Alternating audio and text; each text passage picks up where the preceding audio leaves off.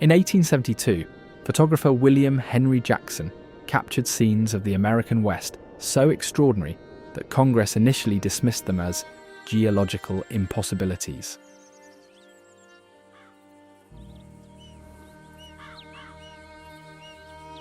His images showed towering cliffs, expansive deserts and narrow canyons, formations considered too extreme and unusual to be real.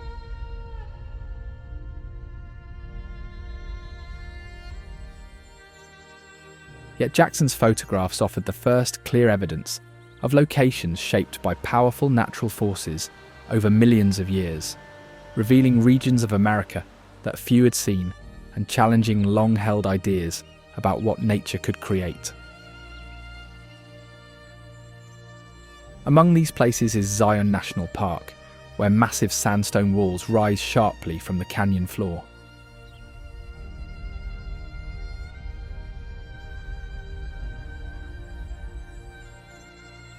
Then there's Yosemite Falls, rising above the valley below.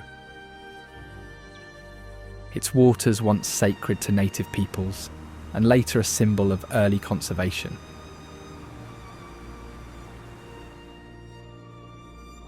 And in the San Rafael Swell, where narrow slot canyons carved by water preserve traces of ancient cultures and geological history.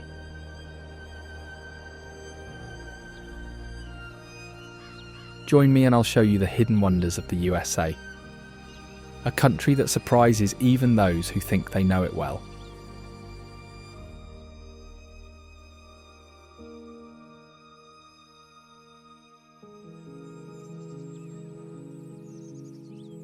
Yosemite National Park is a protected area in the Sierra Nevada mountain range, home to dramatic landscapes, including granite cliffs, waterfalls, and ancient sequoia trees.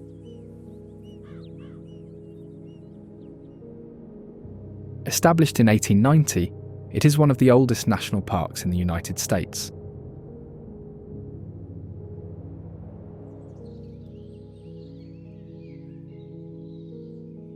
Yosemite attracts millions of visitors annually, offering opportunities for hiking, climbing, camping, and wildlife viewing.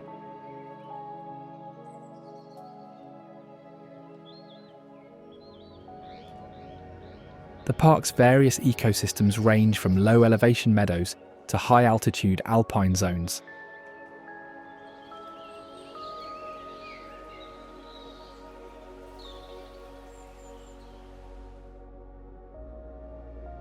Half Dome is one of the most iconic and recognizable rock formations in Yosemite National Park.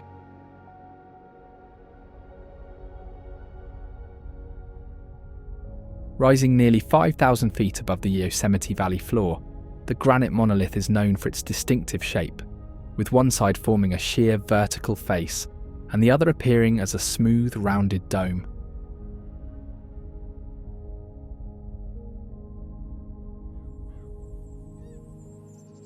Serving as a symbol of Yosemite, the formation is part of the Sierra Nevada batholith, a large mass of granite that underlies much of the region.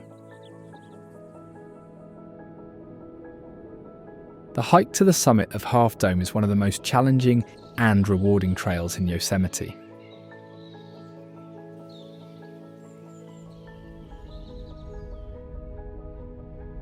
The first recorded ascent of Half Dome was in 1875 by George G. Anderson, who drilled holes into the rock and used ropes to reach the summit.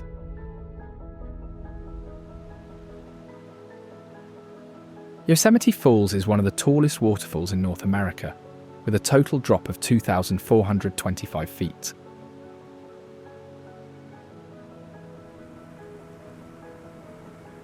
It consists of three sections: Upper Yosemite Falls, the Middle Cascades, and Lower Yosemite Falls.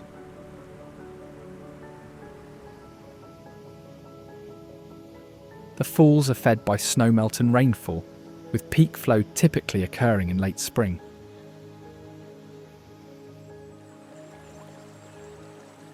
During dry years, Yosemite Falls can disappear completely by August or September, only returning when the snow melts again in the following spring.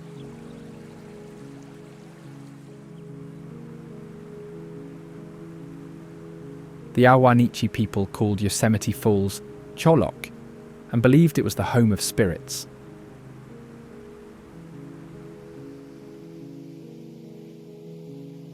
According to legend, the mist from the falls carried the voices of spirits that watched over the valley.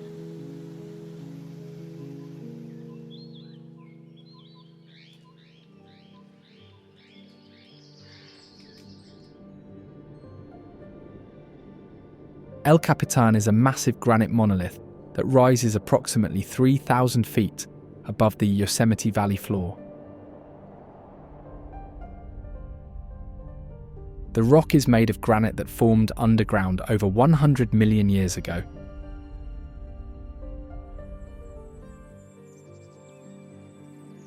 Its name comes from the Spanish translation of an indigenous Awanich name that means the chief or rock chief. It is one of the most famous rock climbing destinations in the world.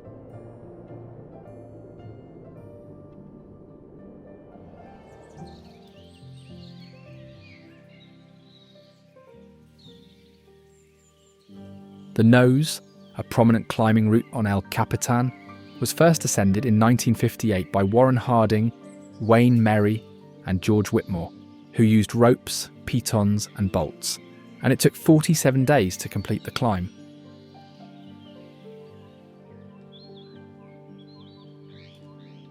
Then in 2017, Alex Honnold became the first person to climb El Capitan without ropes or safety equipment, taking 3 hours and 56 minutes to finish.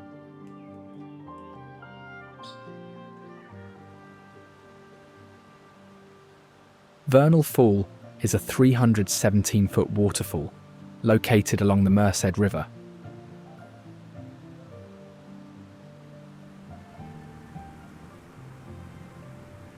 During winter, the trail becomes icy and the flow decreases as water levels drop. The mist trail, which leads to the top, is named after the constant spray of mist around the falls.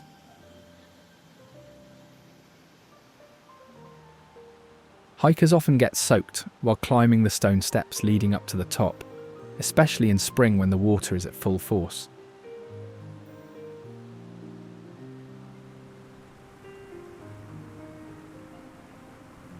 Sunlight hitting the mist from the falls can create rainbows during the day, and moonbows, lunar rainbows, at night when the moon is bright enough.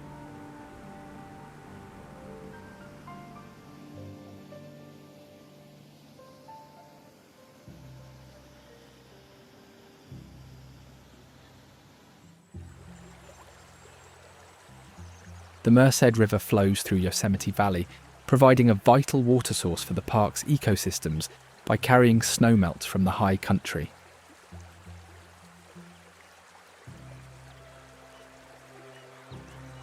The river varies in speed and depth depending on the season.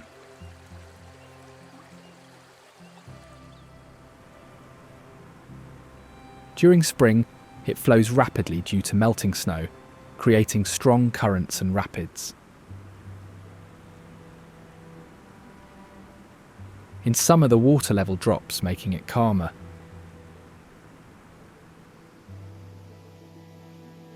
It is especially popular for activities such as swimming, fishing, and rafting.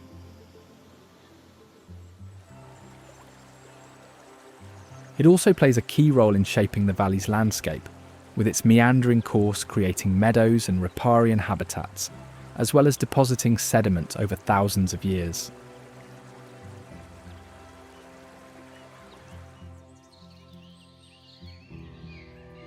Mariposa Grove is home to over 500 mature giant sequoias, some of the largest and oldest trees in the world.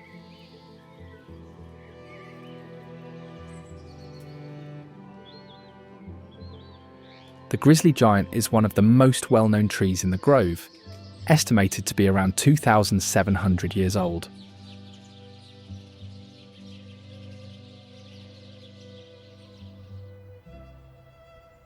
The California tunnel tree, carved in 1895, is the only living tunnel tree left in Mariposa Grove.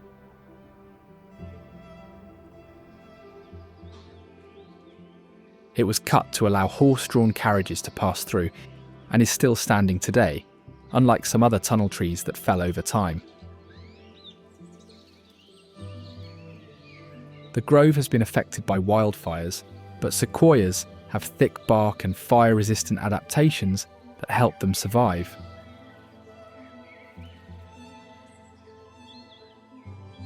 Many of the sequoias in Mariposa Grove also bear scars from lightning and even earthquakes, yet they continue to grow.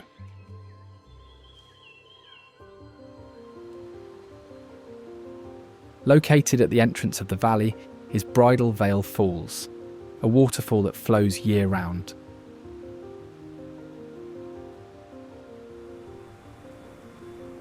It gets its name from the way the water moves in the wind, creating a misty veil-like appearance. The flow is strongest in spring and early summer.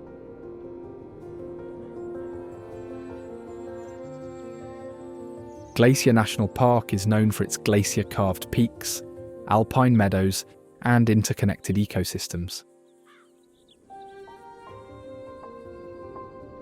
The name reflects the ice masses that sculpted its valleys and lakes, though many glaciers have receded. These massive ice sheets moved across the land, carving out basins and exposing rock layers that reveal a geological history stretching back millions of years.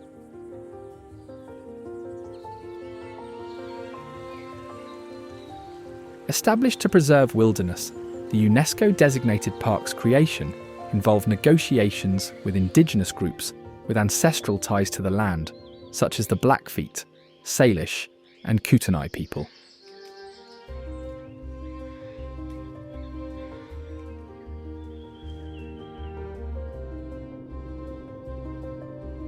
The Flathead River runs along the western edge of the park, acting as a natural boundary.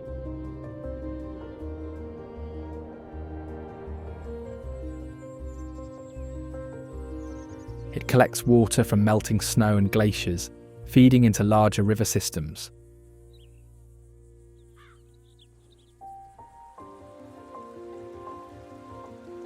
Native fishers once speared bull trout here, navigating rapids in hand-hewn canoes.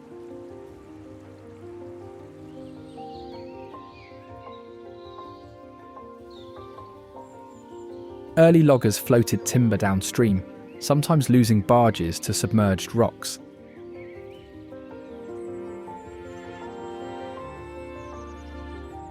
A notorious section called The Wall capsized boats until dynamite widened the channel.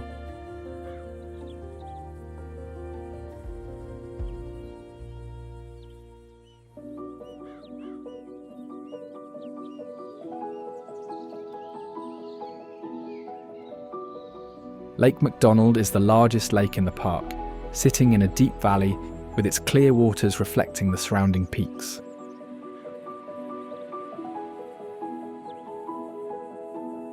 Early tourists stayed at lakeside lodges, accessing trails by rowboat.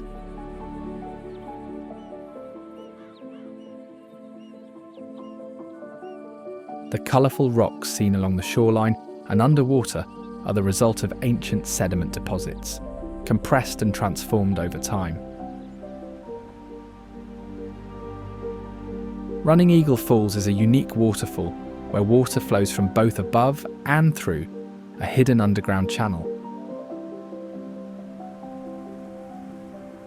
The falls are named after a Blackfeet woman warrior, Running Eagle, whose story is tied to strength, leadership, and survival. In fact, oral histories describe vision quests performed here, seeking guidance from natural spirits.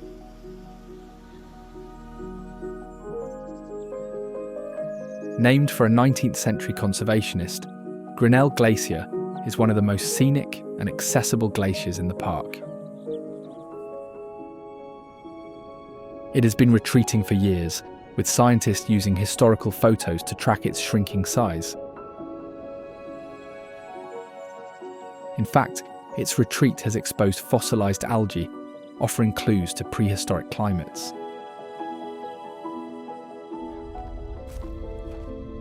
Hikers occasionally hear ice quakes, thunderous cracks from shifting ice. The hike to the glacier takes visitors through steep mountain paths, past alpine lakes, and over rocky terrain that was once buried under ice. Grinnell Falls is fed by melting ice from the glacier, creating a steady flow of water that cascades down the rocky cliffs. The falls change depending on the season, sometimes slowing to a trickle, and other times rushing with force.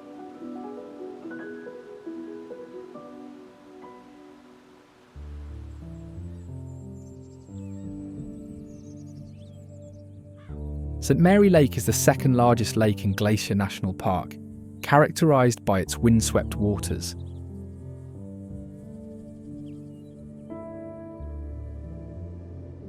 Notorious for sudden squalls, its waves have swamped motorboats.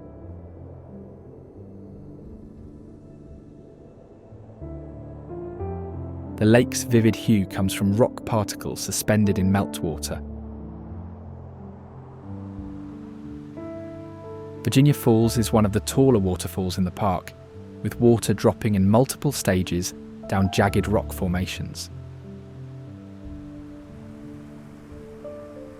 Mist from the falls creates small patches of greenery in an otherwise rocky area, allowing moss and plants to grow where they wouldn't otherwise survive.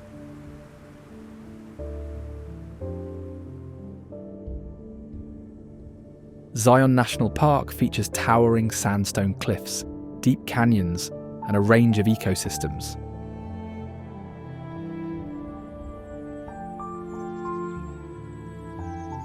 The region has been home to indigenous peoples for at least 8,000 years, including the ancestral Puebloans and southern Paiutes.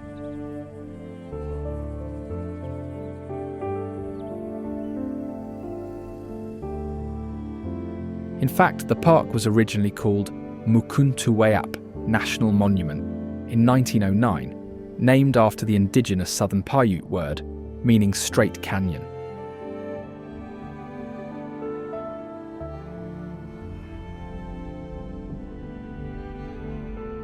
It was later renamed Zion in 1919, a term meaning sanctuary or refuge.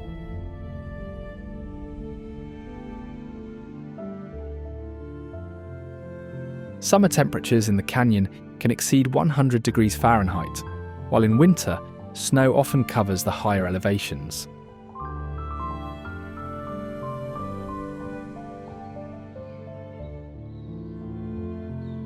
The Narrows is one of the park's most popular slot canyons, formed by the Virgin River.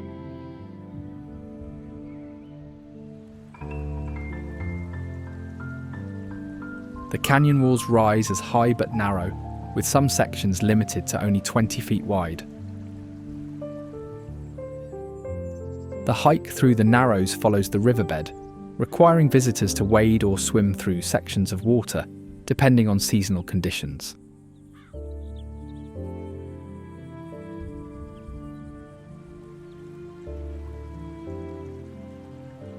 Flash floods remain a natural hazard, as heavy rains can quickly fill the canyon with rushing water, and it has no escape routes in many sections.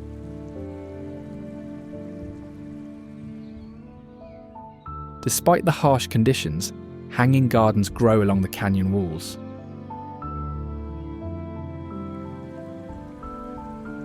Water seeps through the permeable sandstone, allowing ferns, moss and wildflowers to thrive on the rock face.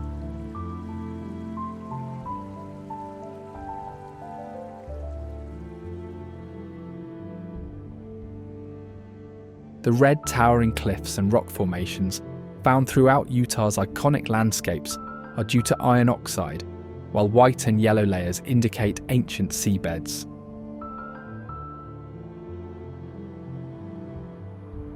The park's formations are made up of multiple layers of sandstone, each representing different environments from millions of years ago, including ancient dunes, riverbeds, and shallow seas.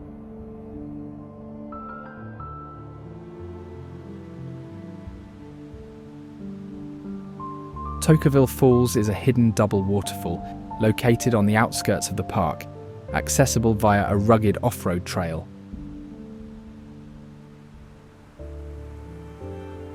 The falls are formed by Laverkin Creek, which flows over layers of rock and creates cascading pools. The water source remains consistent throughout the year, providing an oasis in an otherwise arid environment.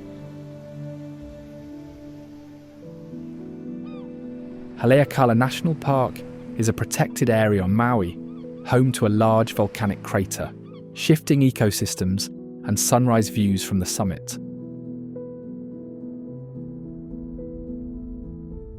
The park covers high-altitude terrain as well as coastal areas, and its conditions can change rapidly depending on elevation. Its name, meaning House of the Sun, in Hawaiian, originates from a legend where the demigod Maui lassoed the sun from the mountain summit to extend daylight.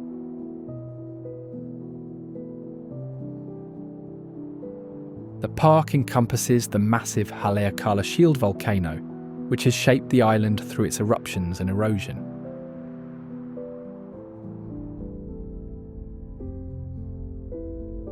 Though dormant now, it remains geologically active and could erupt again.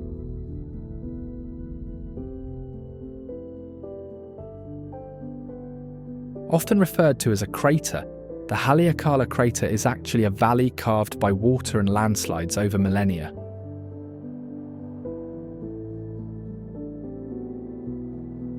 Within its barren landscape are multicoloured cinder cones formed during past eruptions.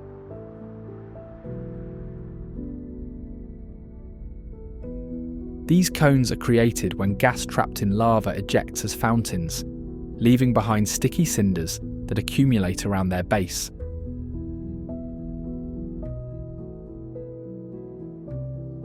The colours of the rocks range from red to grey to almost black, depending on their mineral content and exposure.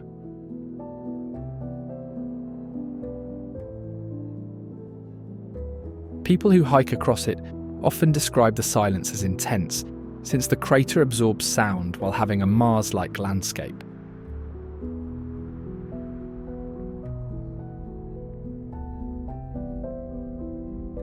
The summit hosts Haleakala Observatory, also known as Science City, which is renowned for astronomical research.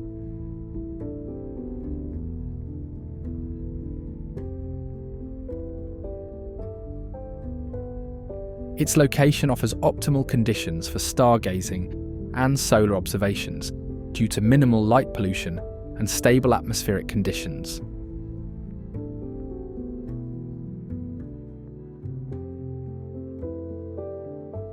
The Daniel K. Inouye Solar Telescope here is the largest solar telescope in the world, providing insights into solar activity and space weather that impact modern infrastructure. The observatory has also contributed to mapping billions of celestial objects and tracking near-Earth asteroids.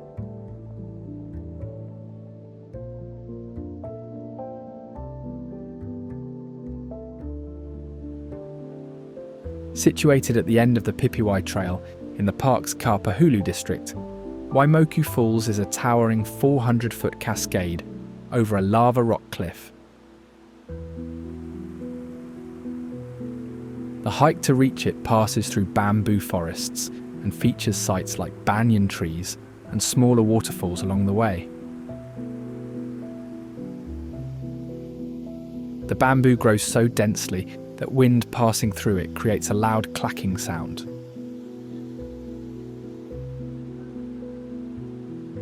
In heavy rain, parts of the trail flood quickly, and several hikers have been stranded after underestimating the stream crossings.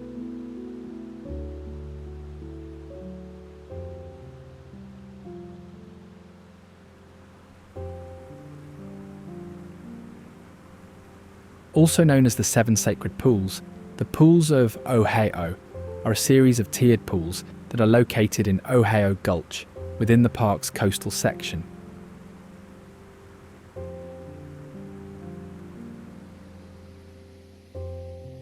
Despite their nickname, They are not sacred, but were marketed as such to attract visitors in the mid-20th century.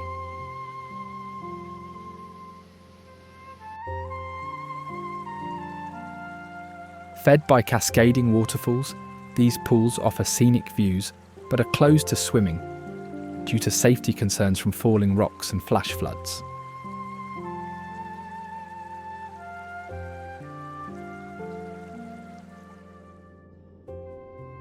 Death Valley National Park is one of the most extreme and unique environments in the world. The park is notorious for its harsh climate, dramatic landscapes, and record-breaking temperatures.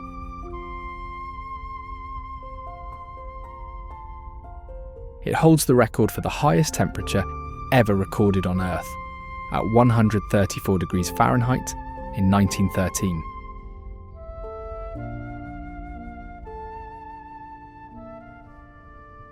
Summers are intensely hot, with temperatures often exceeding 120 degrees Fahrenheit, and it receives less than 2 inches of rainfall annually, making it one of the driest places in the world.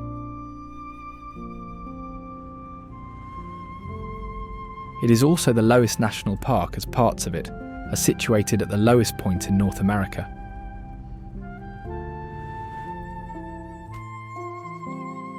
The Badlands in Death Valley National Park are known for their eroded hills, deep gullies, and striking colours.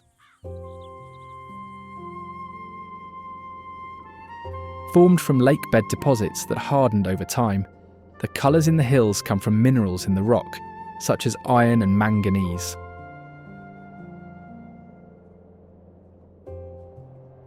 Millions of years ago, this area was covered by a series of lakes.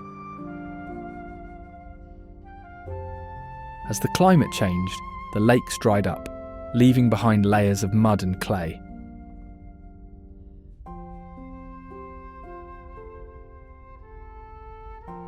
Fossils of ancient fish and plants have been found in the region, providing evidence of past environments.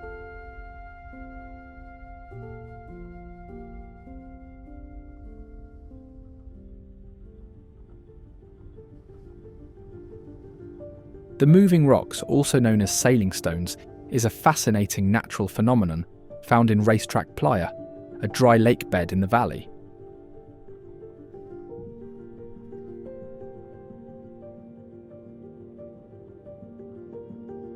These rocks, some weighing up to 700 pounds, move across the flat surface of the Racetrack Playa, leaving long tracks behind them.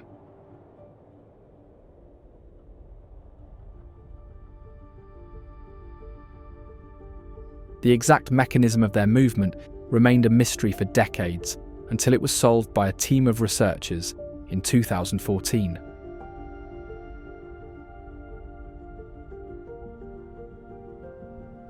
Capturing the movements on camera, they discovered that the rocks move when the playa is covered with a thin layer of water, which freezes overnight. During the day, the ice begins to melt and break up into large floating panels.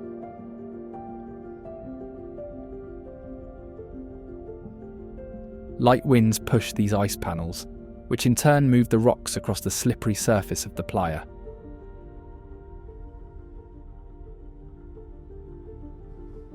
Badwater Basin is the lowest point in North America at 282 feet below sea level. It is defined by its vast salt flats, extreme temperatures, and unique landscape. The basin was formed by water evaporation, leaving behind thick salt deposits. The basin got its name from early explorers who found a small pool of water but deemed it undrinkable due to its high salt content.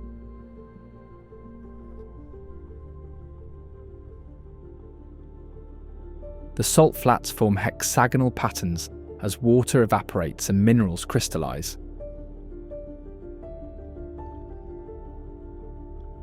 These natural formations constantly shift due to wind and temperature changes, creating an ever-changing surface.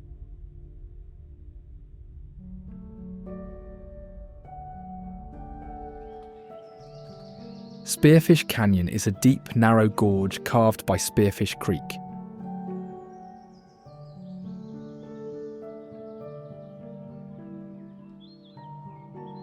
Its walls rise to 1,000 feet in some areas, showcasing layers of limestone, sandstone, and shale.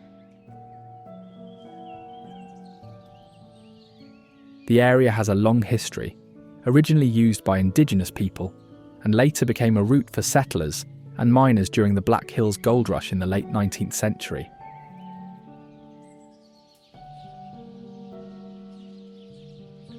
The canyon's natural resources, including timber and water, supported the growth of nearby communities like Spearfish and Deadwood.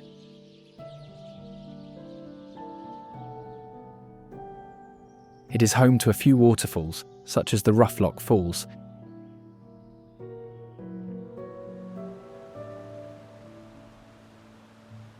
Rufflock Falls are located about 2 miles off the main canyon road and are accessible via a short trail or a paved road.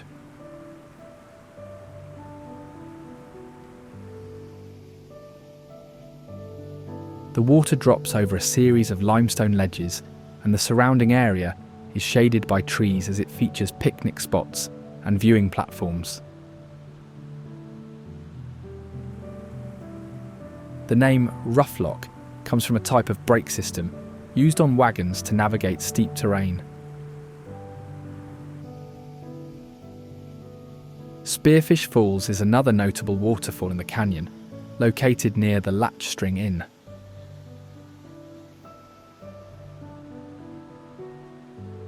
The falls drop about 47 feet into a small pool below, with a short, well-maintained trail nearby that leads to a viewing platform.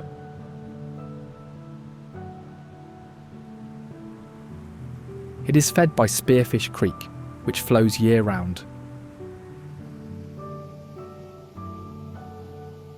The volume of water varies with the seasons, with the highest flow occurring in spring due to snowmelt.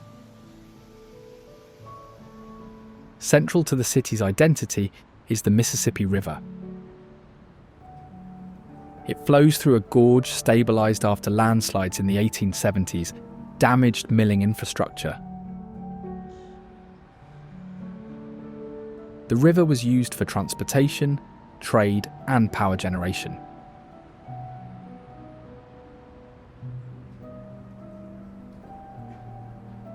It continues to be a major feature of the city, with parks, trails, and bridges connecting neighbourhoods along its banks.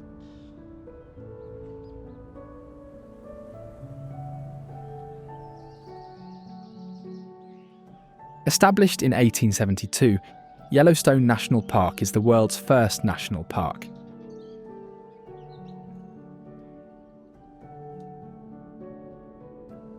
It is located in a region characterised by volcanic activity, mountain ranges, and expansive forests.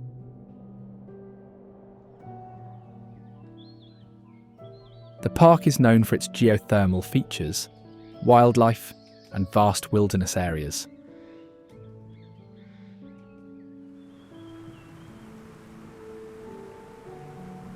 It is home to over 10,000 geothermal features, including geysers, hot springs, mud pots, and fumaroles.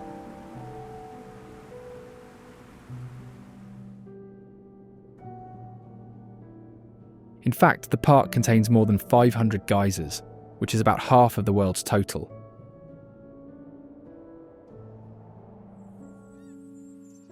It also has one of the largest concentrations of mammals in the lower 48 states, with over 60 species.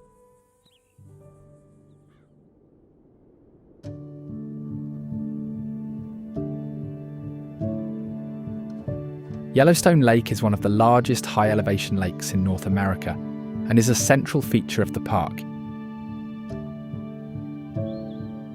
The lake is part of the Yellowstone caldera, one of the largest active volcanic systems in the world.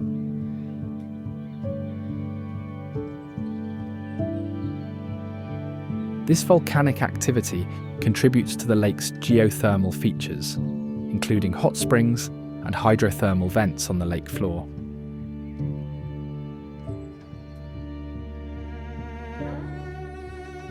It offers a variety of recreational activities, including boating, fishing, and kayaking, as it is accessible for both motorized and non-motorized watercraft.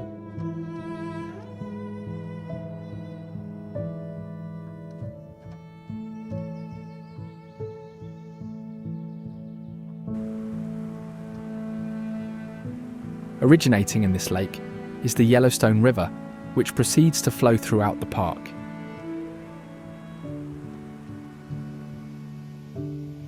It is one of the longest undammed rivers in the United States, exiting the park near the north entrance.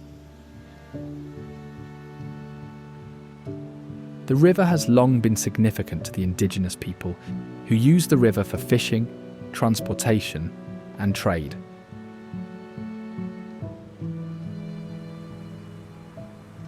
Its flow varies throughout the year, with the highest levels occurring in late spring and early summer due to snowmelt.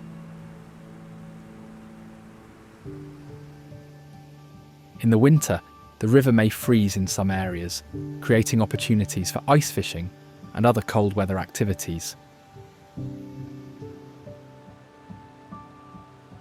The river and its banks also support a variety of wildlife, such as the elk.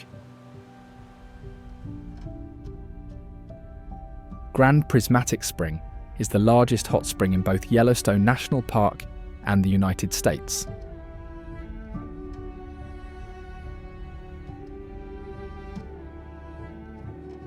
It is known for its striking colours, created by heat-loving bacteria that thrive in the mineral-rich water.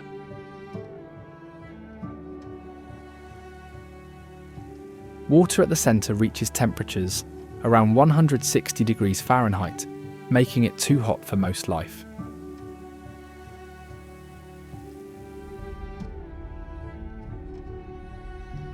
As the water cools toward the edges, different types of bacteria grow, creating bands of colour that range from deep blue in the centre to green, yellow, and orange around the edges.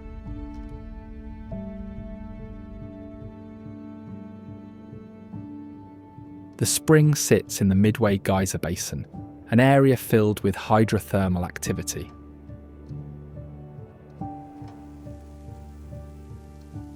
Due to this, the area around the spring is fragile, with thin ground that can collapse under pressure.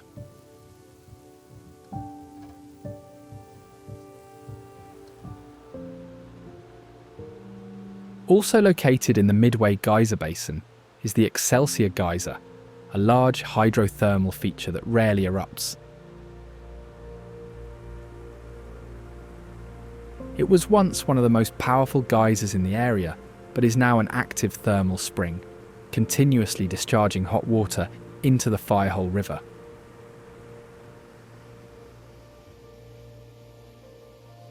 The geyser has a deep, steaming blue pool with a temperature of about 199 degrees Fahrenheit. It releases around 4,000 gallons of water per minute into the Firehole River, making it one of the largest hot water contributors to the river system.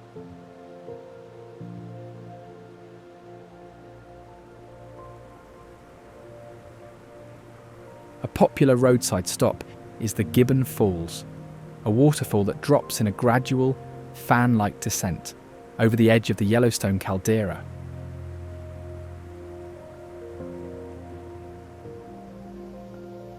Unlike some of the park's taller waterfalls, Gibbon Falls has a more spread-out flow, creating a wide cascade rather than a sheer drop.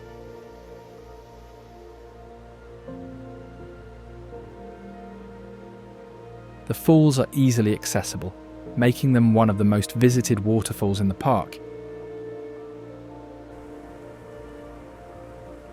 It was named after Colonel John Gibbon, a military officer who played a role in the early exploration of the region.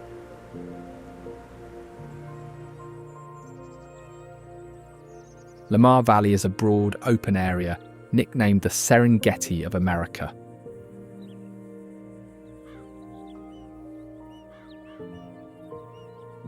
It is one of the best places in the park to see animals in their natural habitat, especially for bison and antelopes.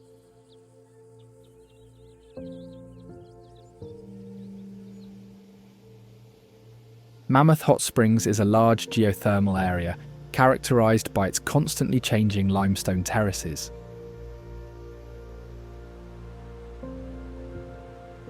Unlike geysers which erupt periodically, these hot springs flow continuously, creating ever-changing formations. Hot water from underground rises through ancient limestone deposits, carrying dissolved minerals to the surface. As the water cools, it leaves behind travertine, a type of rock that forms the terraces. The terraces can change rapidly, with new formations appearing in weeks, while others dry up and turn inactive.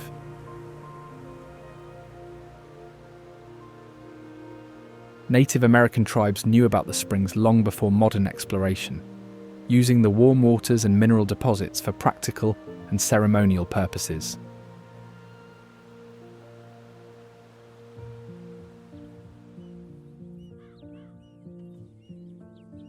Lincoln National Forest covers 1.1 million acres across 3 mountain ranges: Sacramento, Guadalupe, and Capitan. It is most notable for serving as the birthplace of Smokey Bear, an American campaign and advertising mascot of the US Forest Service in the wildfire prevention campaign.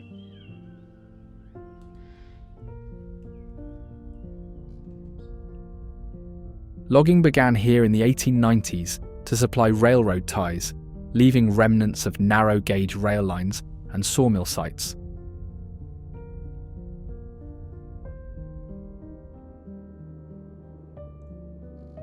The Sierra Blanca Range is a volcanic mountain range that features the state's highest peak outside the Sangre de Cristo Mountains.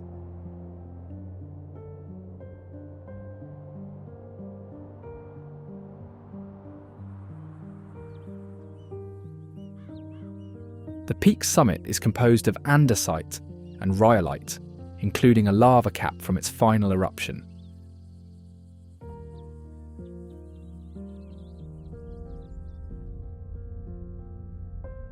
Permian-era limestone near its base contains fossils of marine organisms from an inland sea.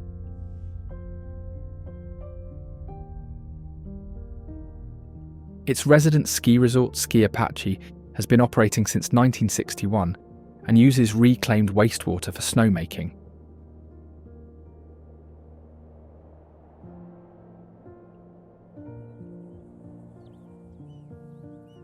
Rising to 9,600 feet, the Monjo Peak features a historic stone-fire lookout tower built by the Civilian Conservation Corps in the 1930s. The structure's 6-foot-thick walls and steel shutters were designed to withstand lightning.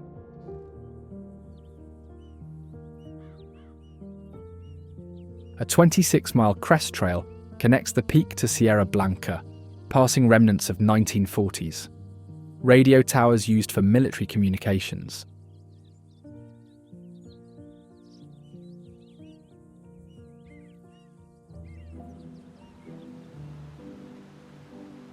Just beyond the village limits is Toranuck Falls State Park, which centres on a waterfall taller than Niagara, with a single vertical drop surrounded by shale cliffs.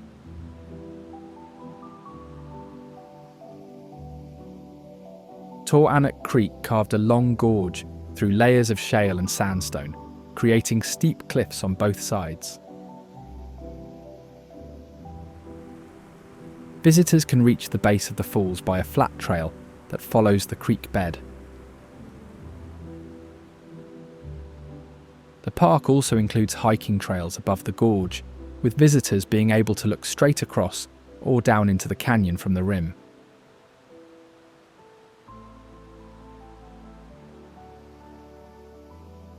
After storms, the water flow can increase suddenly, making the falls louder and more forceful.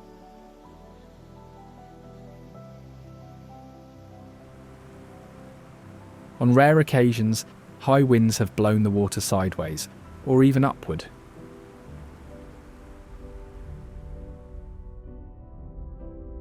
Roxburgh State Park is a geological and ecological treasure, dominated by dramatic red sandstone formations that are over 300 million years old.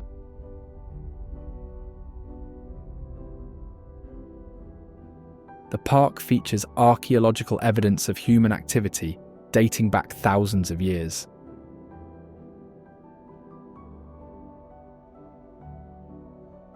Native American tribes such as the Ute once utilized the area for hunting and gathering, drawn by its abundant resources and natural shelter provided by the rock formations.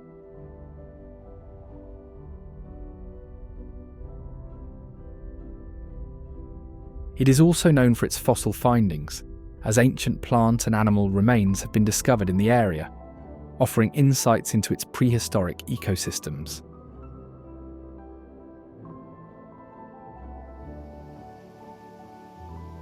West of Bend, serene Klein Falls drops over a basalt ledge into a calm pool.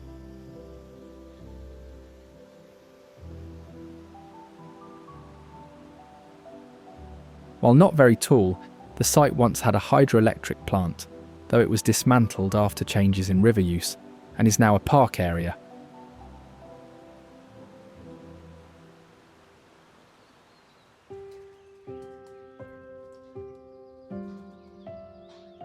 Devil's Tower National Monument is a prominent geological formation that was the first declared United States National Monument in 1906.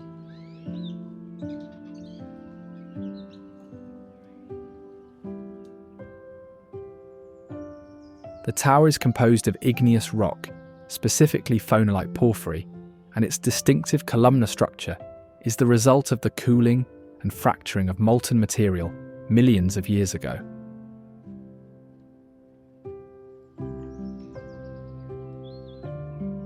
The site is widely recognized for its cultural significance to several Native American tribes, who have various names for it, such as Bear Lodge.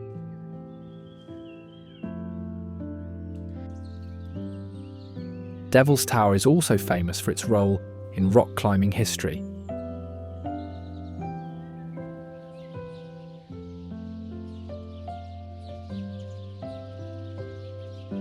The first recorded ascent was in 1893 by local ranchers using a wooden ladder.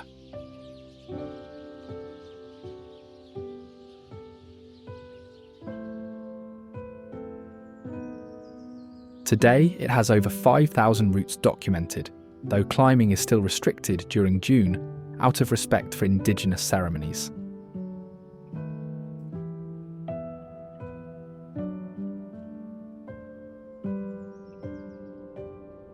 Bisti Denazin Wilderness covers a large region of eroded badlands, marked by layered sandstone, mudstone, and coal deposits.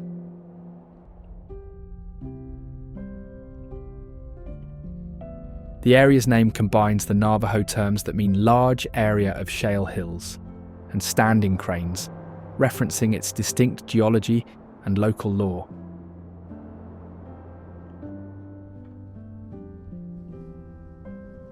Known for its otherworldly rock formations, the site includes hoodoos, petrified wood, and eroded pillars nicknamed cracked eggs for their fractured spherical shapes.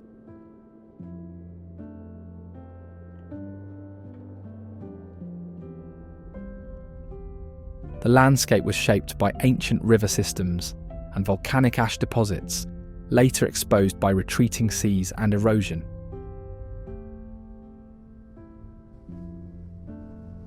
Designated a wilderness area in 1984, visitors must require official permits to access it, as well as proper guides or maps to navigate their way around, since there are no marked trails.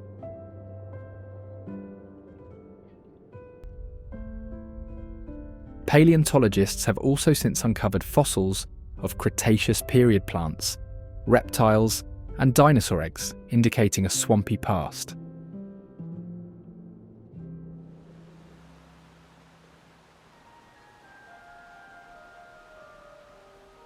Pagosa Hot Springs is home to one of the deepest geothermal hot springs in the world, known as the Mother Spring, which has a recorded depth of over 305 metres.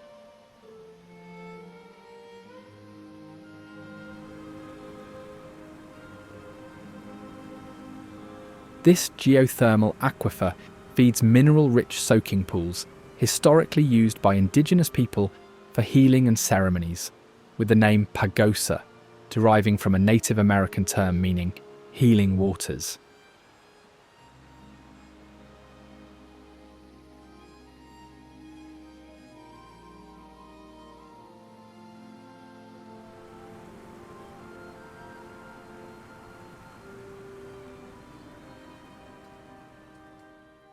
Named for its elongated, sinuous shape, rather than the presence of eels, Eel Lake stretches through a valley flanked by conifer forests.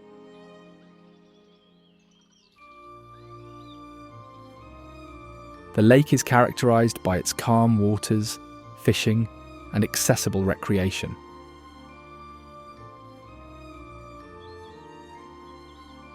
Unlike nearby coastal lakes influenced by tides, it stays fresh due to its location and inflow from natural springs and rainfall.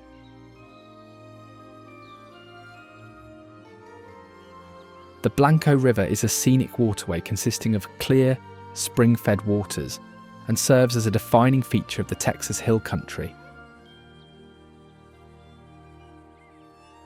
It flows through limestone cliffs and rolling terrain, feeding into aquifers like the Edwards Aquifer, and therefore supplying water to springs such as Barton Springs and San Marcos Springs. These aquifers are critical for both human consumption and endangered species habitats.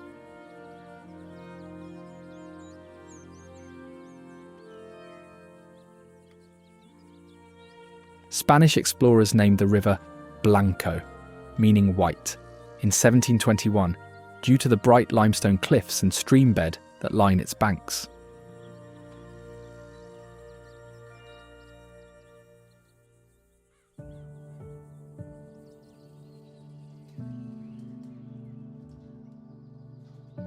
Once home to over 2,500 Hawaiians, Kalalau Valley is the largest valley along the Na Pali coast.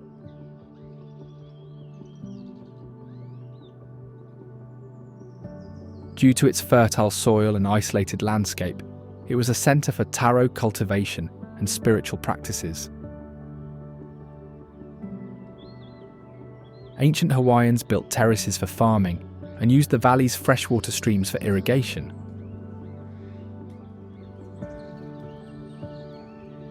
The valley also contains sacred sites and temples used for worship and ceremonies.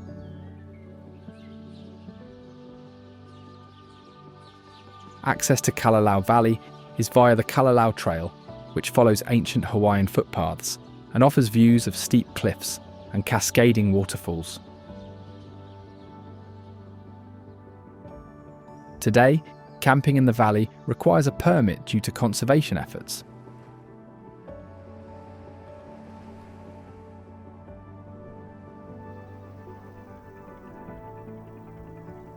Martha's Beach, also known as Martha's Bay, is a quiet coastal area characterised by its rocky shoreline and smooth, rounded stones, which shift and clatter with the tides.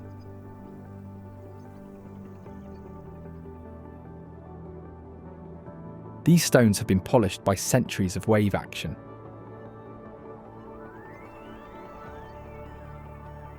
The name traces to Martha, a reclusive early settler who lived in a driftwood cabin nearby, known for mending fishermen's nets in exchange for supplies.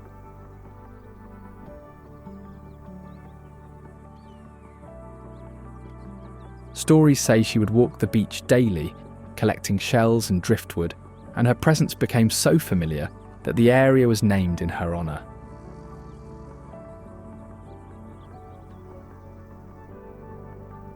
It is also known for its tidal pools, which were once harvesting grounds for indigenous communities who practiced sustainable clam digging.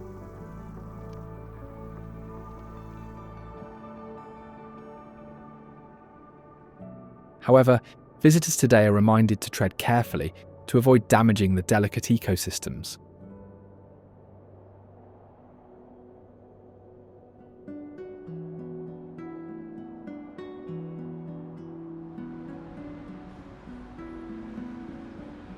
St. Anthony Falls is the only natural waterfall on the Mississippi River. It was a major reason why the city became a milling centre, as its power was harnessed for grain processing.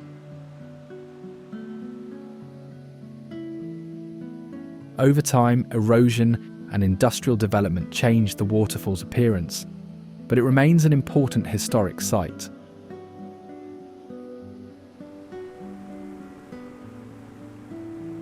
The waterfall was reinforced with concrete after a partial collapse in 1869.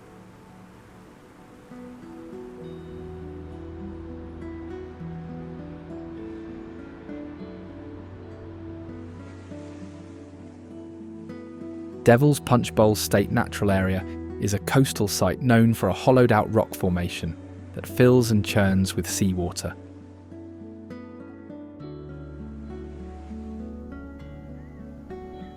The Punch Bowl itself is a collapsed sea cave carved by waves over time.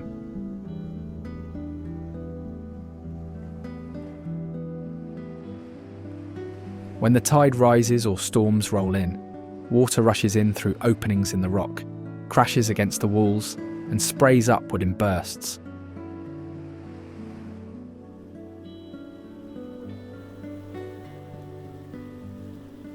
During calmer tides, the bowl partially drains, revealing the curved interior.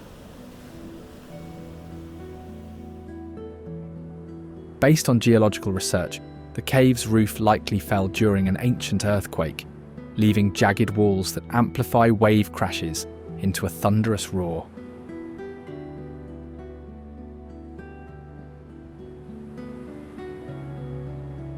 Today, it still continues to erode, though it is surprisingly stable, being held together by volcanic rock.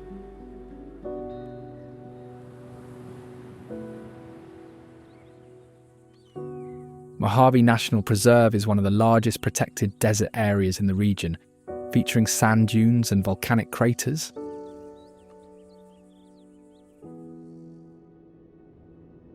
It is also home to one of the densest and most extensive Joshua tree forests in the region. Due to its remote location and minimal light pollution, the preserve is recognized as one of the best places for stargazing. On clear nights, the Milky Way is visible to the naked eye. The Dumont Dunes are a prominent sand dune system located in the northern part of the preserve.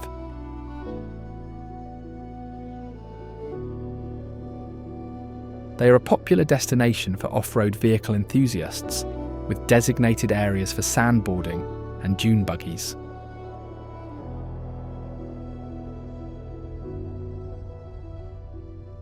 The dunes were formed over thousands of years by wind carrying sand from the nearby dry lake beds.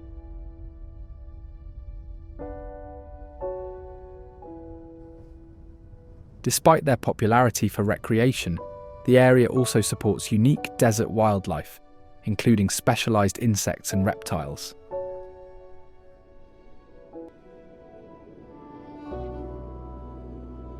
The Kelso Dunes are one of the largest dune systems in the region, though are relatively young in geological terms, estimated to be around 10,000 to 25,000 years old. Known for their singing or booming sands, the dunes produce low-frequency sounds when the sand grains slide down their slopes.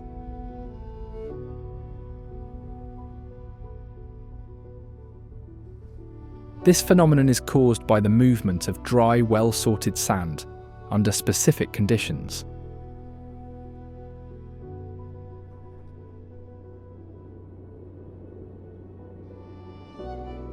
The dunes are accessible via a 3-mile round-trip hike and offer panoramic views of the surrounding desert.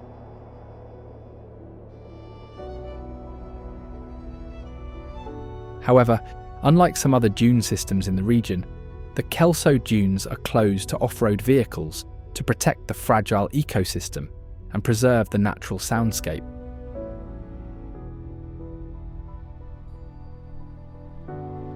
Most notably, these dunes were used as a filming location for scenes in Star Wars, Return of the Jedi, standing in for the desert planet of Tatooine.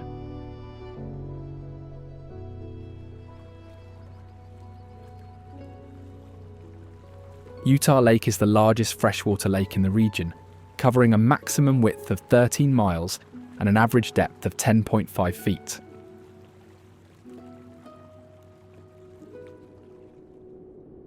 The lake is a remnant of ancient Lake Bonneville, which once covered much of the area during the Ice Age. Over time, water levels receded, leaving behind Utah Lake and the Great Salt Lake.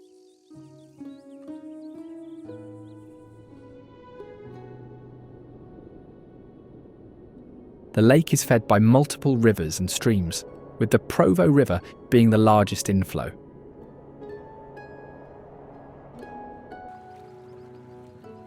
Indigenous groups relied on it as a food source, catching fish and using the surrounding wetlands for hunting, while early settlers later used the lake for irrigation, transportation, and recreation.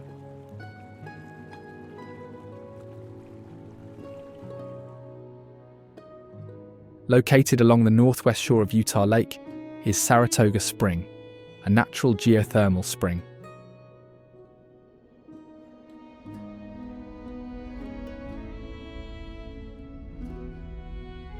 The warm water continues to flow year-round, maintaining a steady temperature even in winter as modern development surrounds the site today.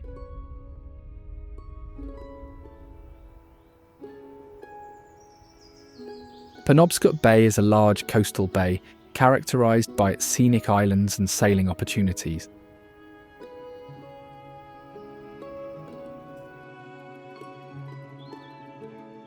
Its deep, island-studded waters were shaped by retreating glaciers, their paths leaving behind sheltered harbours and rocky outcrops.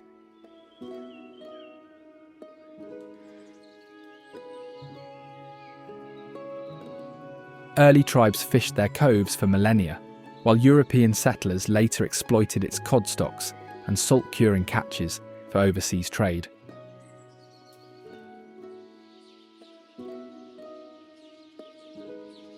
The bay's strategic importance led to a late 18th century naval battle, where a fleet of ships was intentionally sunk to avoid capture, their remains still scattered across the seabed.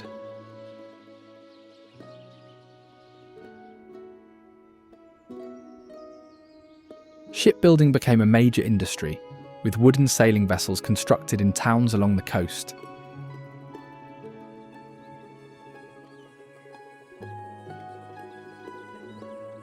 As industries changed, fishing remained a primary source of livelihood, with lobstering becoming one of the most important trades in the region.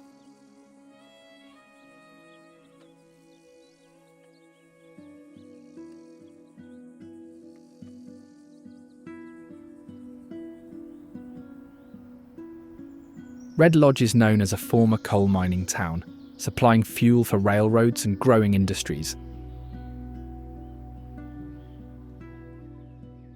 In fact, the town's growth surged with coal extraction, attracting immigrant labourers and outlaws drawn by its remote location. Today, it attracts visitors who come for the mountains, skiing, and access to scenic routes, serving as a gateway to alpine landscapes such as the Beartooth Range.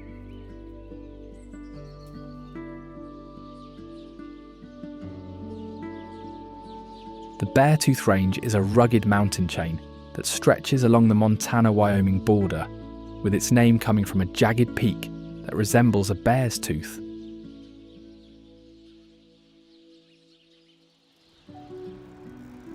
The range is accessible via a high-elevation highway featuring sheer cliffs and plateaus formed by ancient tectonic shifts.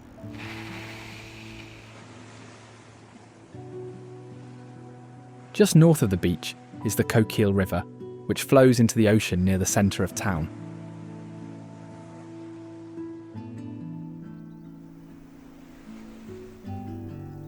The river has long been used for fishing and navigation, but its mouth is known to shift due to sediment buildup.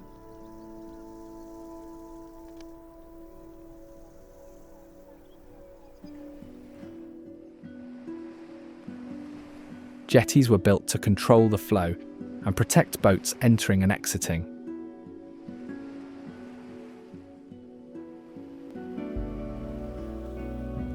A historic swing bridge, manually operated until the mid-20th century, still spans the river's upper reaches.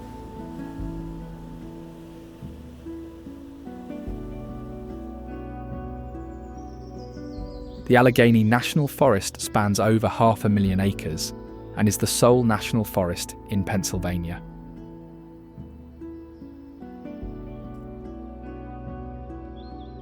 Its name derives from the Allegheny River, rooted in a term used by indigenous peoples, loosely interpreted as fair waters.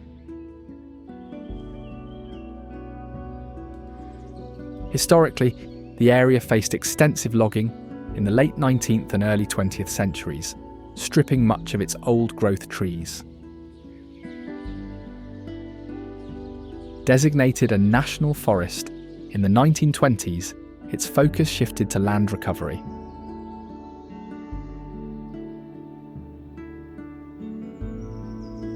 Today, it is recognised for the thick regrowth of hardwood forests, particularly black cherry, a sought-after material for woodworking.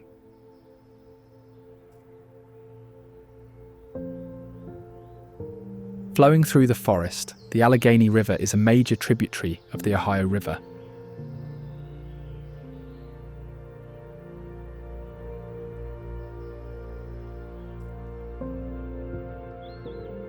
It was a vital transportation route for Native American tribes and later for early European settlers.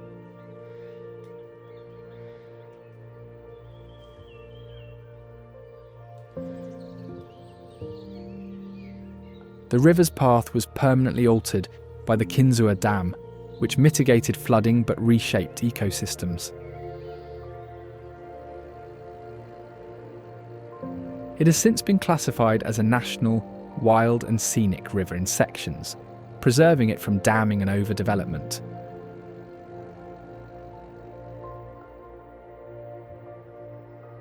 Interestingly, despite being in the eastern part of the country, the Allegheny River flows north for a significant distance before turning south again.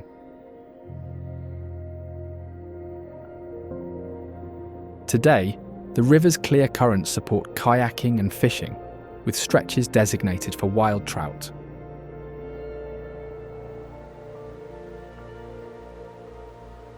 Another frequently visited waterfall is the Minnehaha Falls, a 53-foot cascade.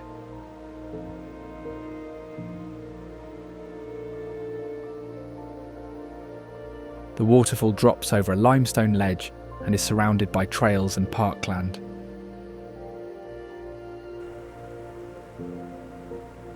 It changes dramatically with the seasons, flowing heavily in spring and freezing into large ice formations in winter.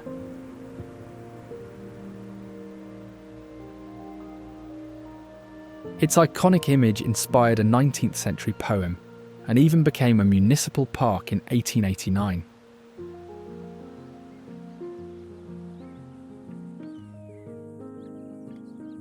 Lake Topaz is a freshwater lake located near the border of Nevada and California, fed by several small streams, and has a maximum depth of around 65 feet.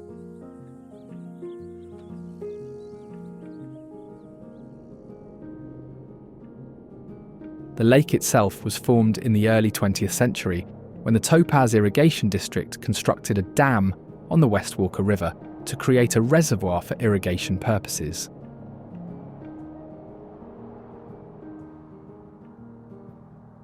Other than fishing, the lake offers opportunities for boating, swimming, and camping as well.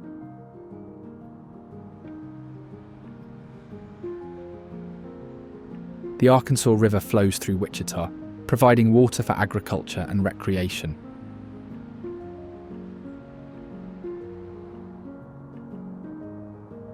It was prone to seasonal flooding, a trait that has fueled both opportunity and conflict. In the mid-20th century, levees and dams were built to curb its destructive power, reshaping the waterfront.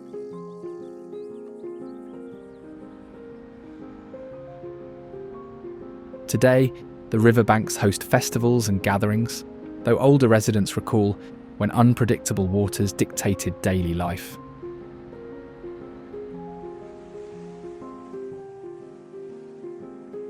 Kea Beach is located at the northernmost point of Kauai within Haina State Park.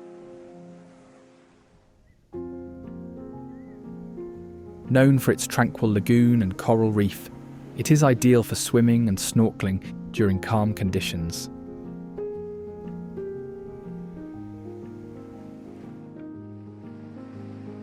Historically significant as a hula training site, Kea Beach houses two sacred heiau, Kaulupaua and Kaulu'olaka.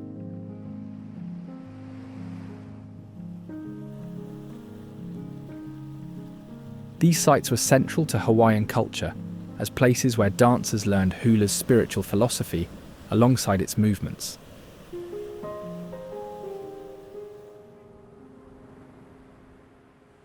Kea Beach also holds ties to Hawaiian mythology, as it is said that Lohaiau, a chief who loved Pele, was resurrected here by her sister Hi'iaka after his passing.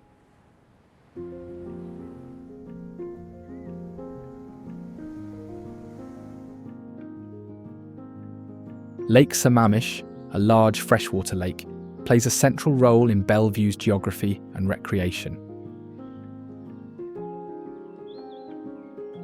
About 7 miles long, it welcomes over 1 million visitors each year for activities such as boating, fishing, swimming, and water skiing. Ecologically, the lake is also significant as the 6th largest lake in the state and home to many species.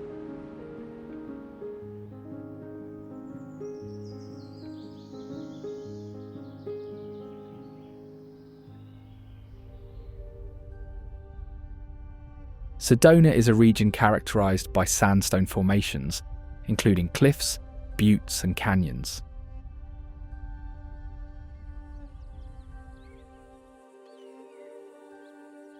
The red rocks of Sedona are part of the Colorado Plateau, a vast geological region that spans several states.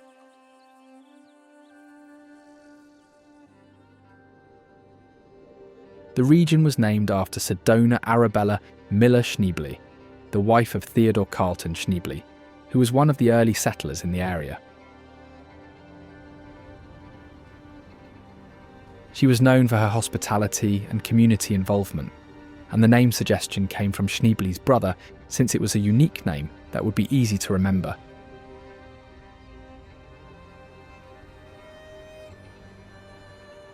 It is also well associated with spiritual and wellness practice, often cited as having energy vortexes, which are believed to be centres of spiritual power.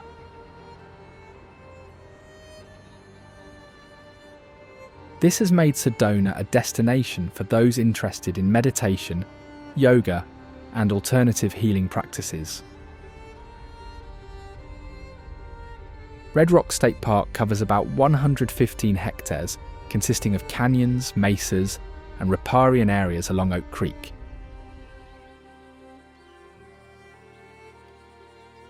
The area was originally used for ranching and farming, with homesteaders relying on the creek as a water source for crops and livestock.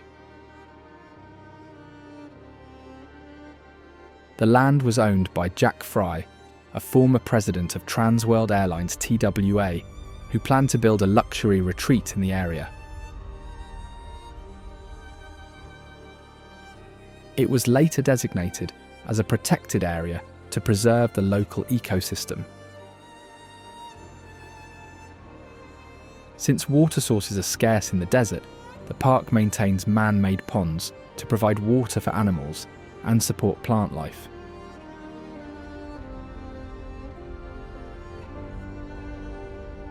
To also preserve dark sky conditions, the park has strict regulations on artificial lighting, making it a good location for stargazing and astronomy events.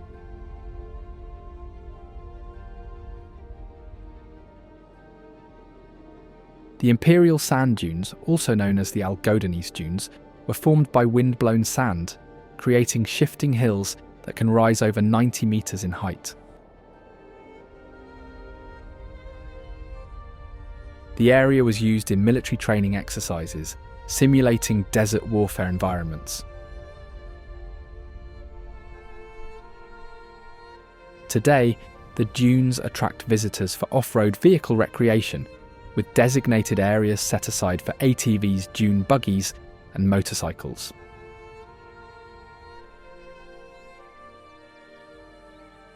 Chute Bay State Marine Park is known for its glaciers, tidal changes, and rugged coastline.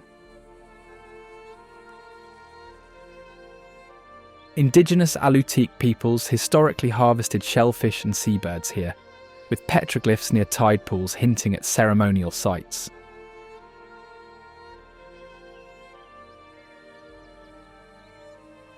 The park's steep cliffs and pebble beaches were shaped by glacial retreat, creating sheltered coves.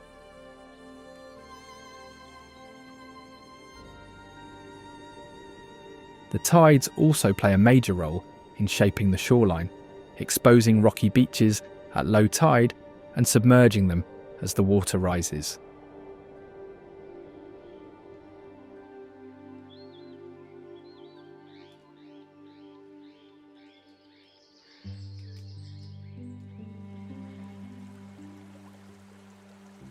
Boise National Forest covers a vast area of mountains, rivers and forests, sharing its name with the river that cuts through it and the mountain range it hosts.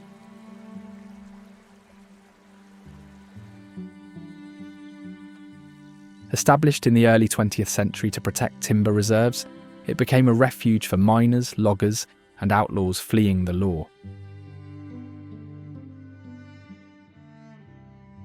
Interestingly, wildfires have played a major role in shaping the landscape, with some areas having burned and regrown multiple times, creating a patchwork of forests at different stages of recovery.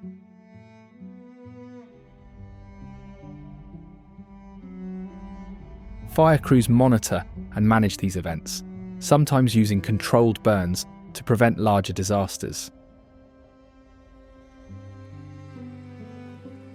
Today, it is known for outdoor recreation, wildlife, and natural landmarks such as the Boise Mountains.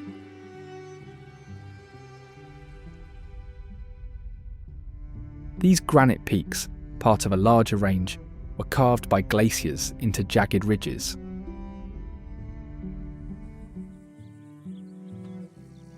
Prospectors scoured them for gold, leaving behind ghost towns where collapsing cabins cling to cliffs.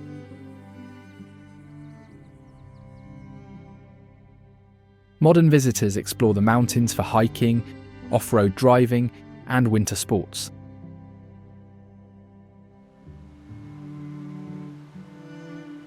Kirkham Hot Springs is one of the best-known geothermal features in Boise National Forest.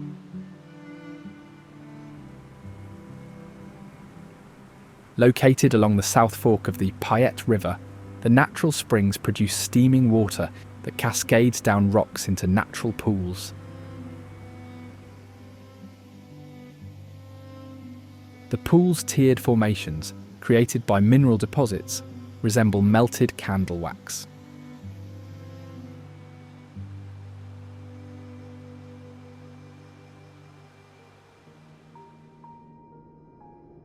The Black Hills are a small, isolated mountain range known for its dense forests, granite peaks, and significant geological formations.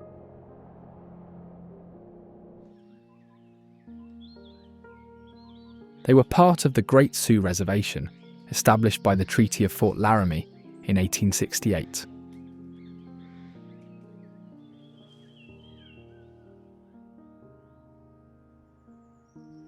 However, the discovery of gold in the 1870s led to an influx of settlers and the eventual seizure of the land by the US government.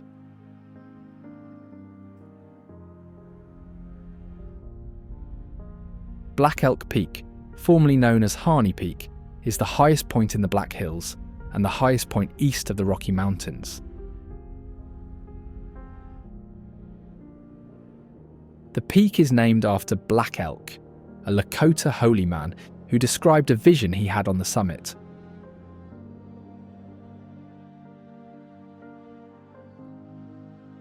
A stone fire lookout tower, built in 1939 by the Civilian Conservation Corps, stands at the top of it.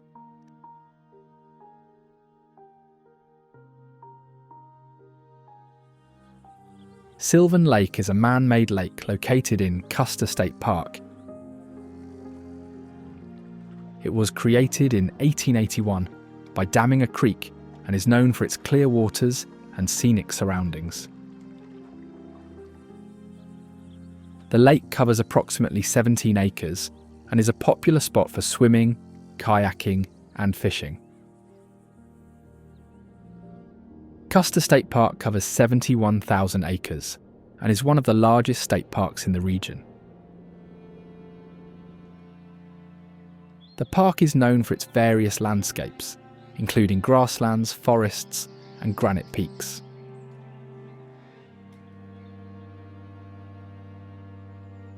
It also offers numerous recreational opportunities, including hiking, biking, and camping.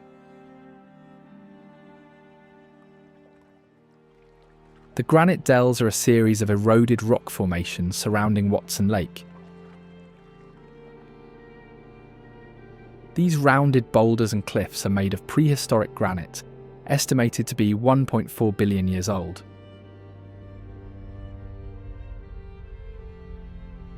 The granite is rich in quartz and feldspar, giving it a textured appearance with cracks, crevices, and smooth curves.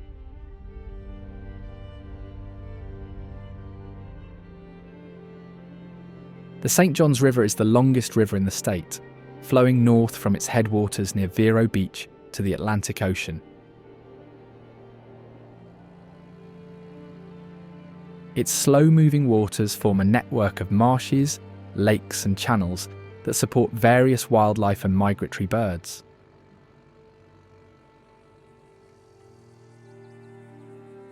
Historically, the river served as a transportation route for indigenous communities who built settlements along its banks.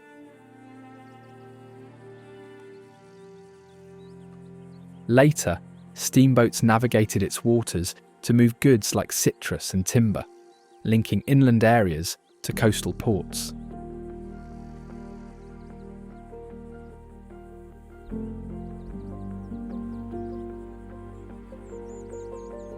The river's modern challenges include balancing agricultural and urban water demands with conservation needs.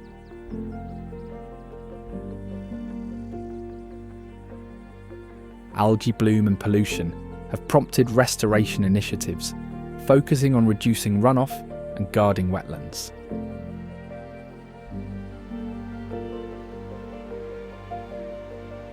As previously mentioned, the city's most iconic landmark is Willamette Falls, a horseshoe-shaped waterfall formed by volcanic basalt.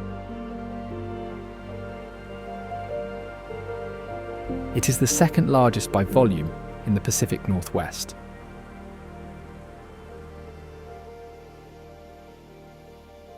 The falls drop directly into a rocky channel and are surrounded by remnants of industrial buildings. Today, there are ongoing plans to redevelop the riverfront, preserve access, and restore ecological function without erasing the site's industrial past.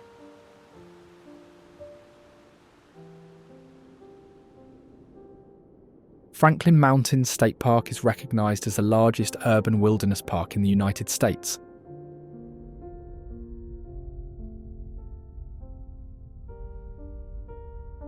The park and its representative mountain range are named after Benjamin Franklin Coons, an early landowner in the area who operated a ranch and served as the first postmaster of what later became El Paso.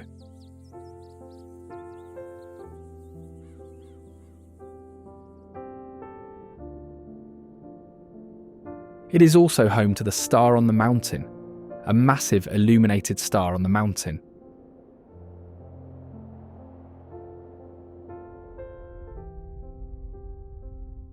The northeast slope of North Franklin Mountain was home to the only tin mine ever established in the United States, which operated briefly but was ultimately unsuccessful.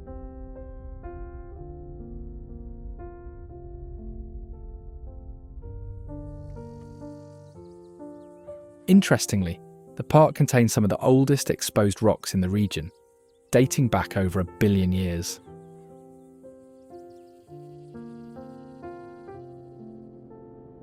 In the late 1970s, local advocates successfully lobbied to protect the mountains from development, leading to the creation of the state park in 1987.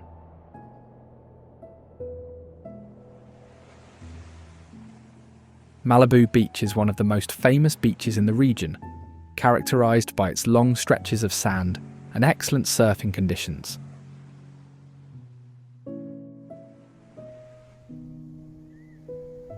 The beach spans several miles and is divided into different sections, each offering unique features.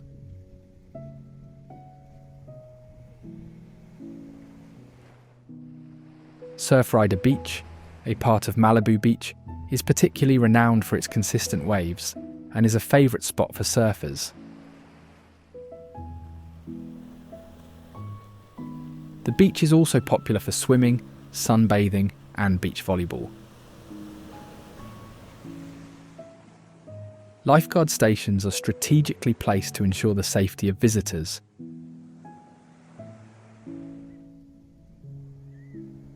The area around Malibu Beach includes parks, picnic areas, and trails, making it a versatile destination for outdoor activities.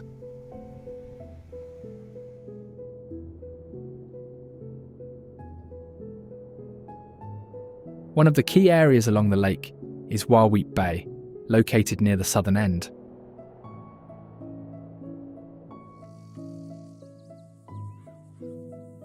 It serves as a major access point, featuring marinas, boat ramps, and campgrounds.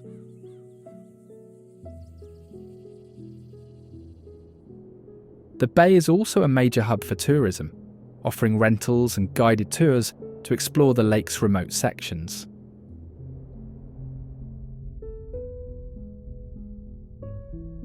However, due to fluctuating water levels, the shoreline of Wahweap Bay has changed significantly over time, affecting accessibility and the surrounding ecosystem.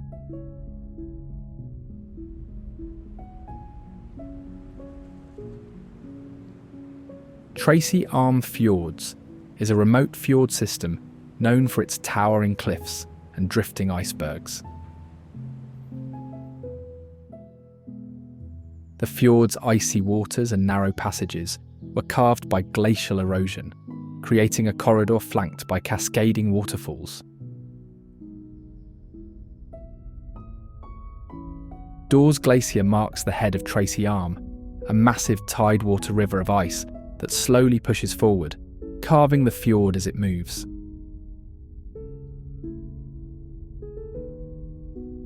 Its face, riddled with crevasses, appears blue due to light refraction in densely compacted ice. Subglacial streams carve tunnels that occasionally collapse, sending shockwaves through the fjord.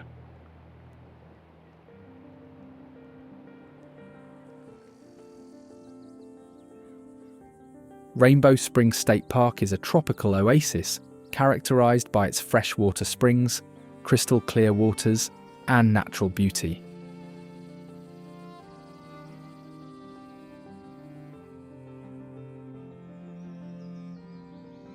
The spring's namesake hues, blues and greens, result from sunlight refracting through mineral-rich waters.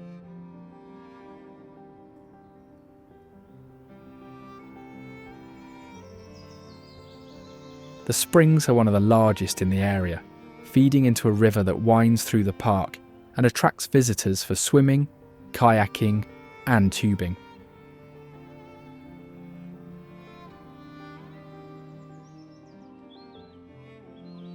At one point, it was developed as a tourist attraction, with gardens, walking paths, and a large water-powered attraction.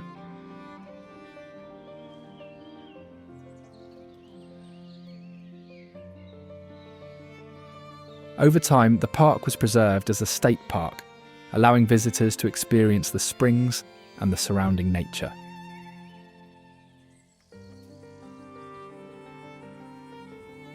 Western Hills is a rural area characterised by rolling terrain, open grasslands and scattered woodlands.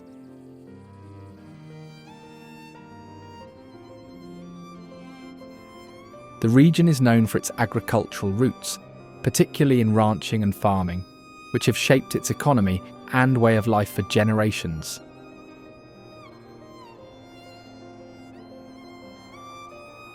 It also has a connection to early transportation routes, possessing trails used by pioneers and freight wagons that pass through the area, linking it to larger settlements and markets.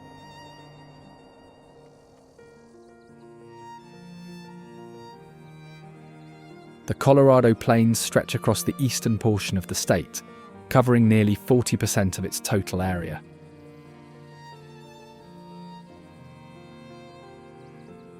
This vast expanse is part of the larger Great Plains region and is characterized by its flat to gently rolling terrain, punctuated by occasional buttes, mesas, and river valleys.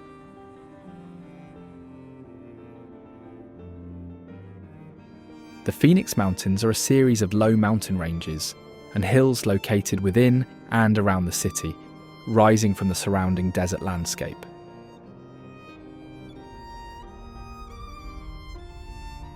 The mountains are composed primarily of granite and schist, with some areas containing volcanic rock deposits. They offer accessible hiking trails and panoramic city views.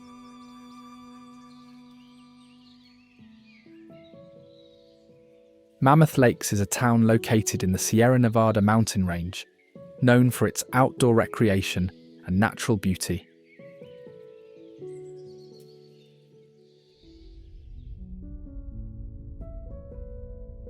Situated at a high elevation, it is a popular destination for skiing, hiking, fishing, and other outdoor activities.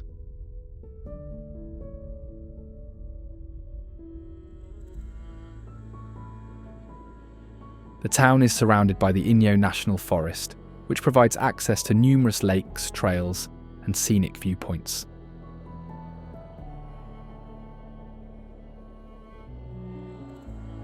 It was originally established as a mining town in the 19th century, but has since evolved into a year-round resort community. Located just south of Mammoth Lakes are a pair of lakes called the Twin Lakes, which freeze over during the winter.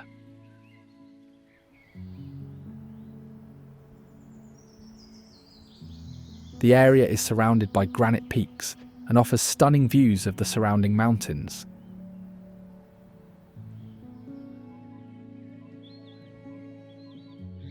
Twin Lakes is also a starting point for several hiking trails, including routes to Duck Pass and the Mammoth Crest.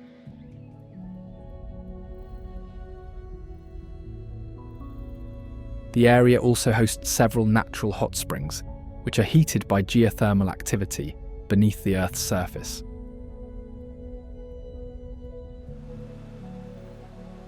These hot springs are popular for their therapeutic properties and scenic locations.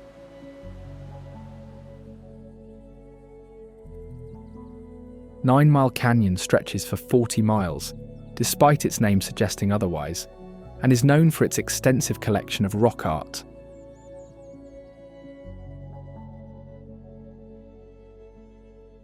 Often referred to as an outdoor museum, the canyon holds one of the highest concentrations of rock art in the region, with thousands of petroglyphs and pictographs covering the canyon walls.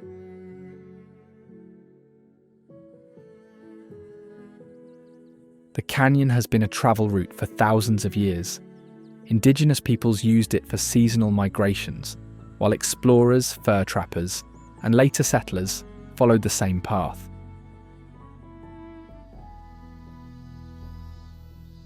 In the late 19th century, it became an important supply route for ranchers and early coal mining operations.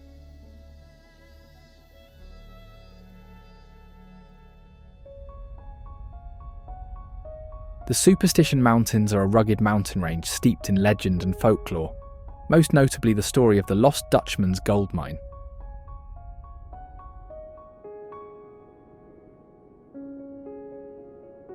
According to the tale, a German immigrant named Jacob Waltz discovered a rich gold mine in the 19th century, but its location remains a mystery.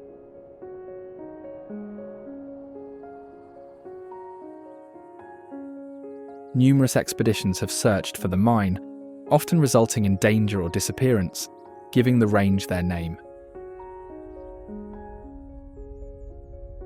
The area is also known for its rugged terrain, including steep canyons and dry washes that fill with water during seasonal rains. Today, the mountains are a popular destination for outdoor activities such as hiking, rock climbing, and camping.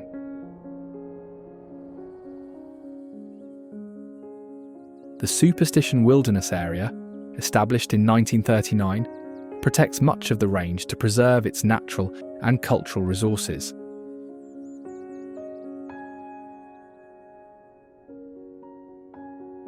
The Wave Cave is a shallow cave located in the Superstition Mountains, known for its wave-shaped rock formation that resembles a frozen sandstone wave.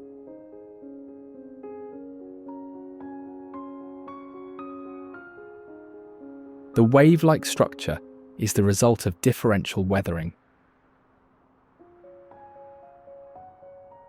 where softer rock layers erode faster than harder layers, creating a curved overhang.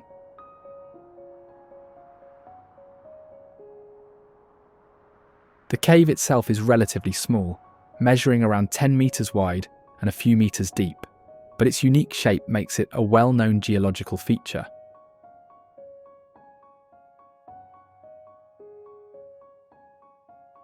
The cave sits at an elevation of approximately 975 meters, requiring a 4-kilometer round-trip hike with a steep ascent.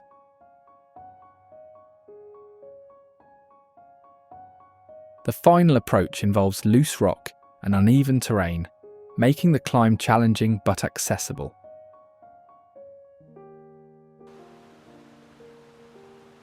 Toby Falls is a scenic waterfall on Toby Stream, renowned for its clear waters flowing over multiple tiers.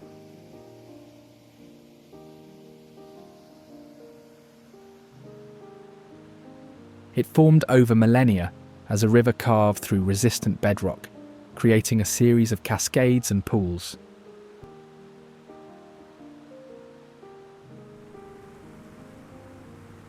Natives use the area for seasonal fishing, with stone weirs still visible in shallow sections during low water.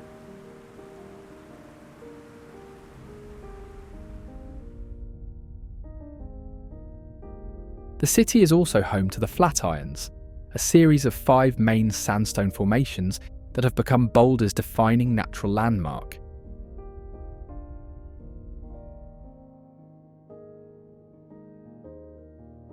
The dramatic tilt of the Flatirons was caused by the uplift of the Rocky Mountains during the Laramide orogeny, around 70 million years ago.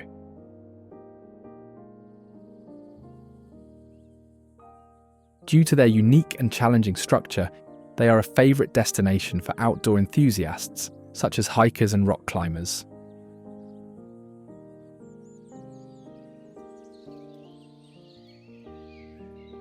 Diablo Lake is an artificial reservoir set high in the North Cascade Mountains, known for its strikingly turquoise water and hydroelectric heritage.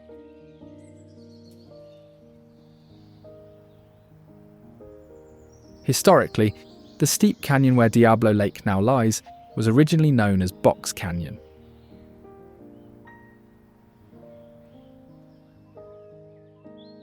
Then, in the early 20th century, an investor scouting the area's hydropower potential decided to rename it Diablo Canyon, as it reminded him of a similarly rugged landmark in the southwestern US with that name.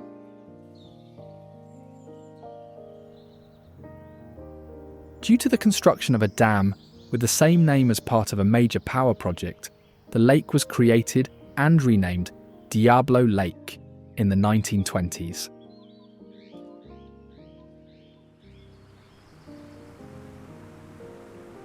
Meanwhile, locals like to nickname it the Mood Ring of Lakes, as it shifts colour unpredictably, turning shades of turquoise, slate grey, or even mustard yellow due to dissolved minerals reacting with sunlight.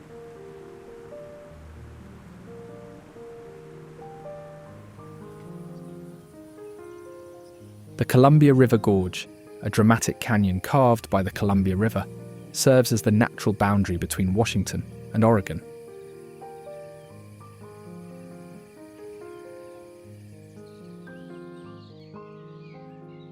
The Gorges microclimate supports a range of plant life, from desert-like grasses on the eastern end to dense forests on the western side.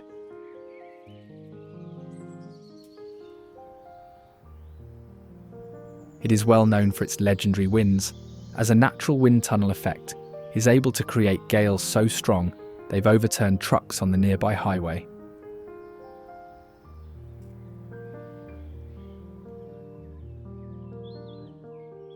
These same winds draw kiteboarders and windsurfers who race across the river at speeds rivaling highway traffic.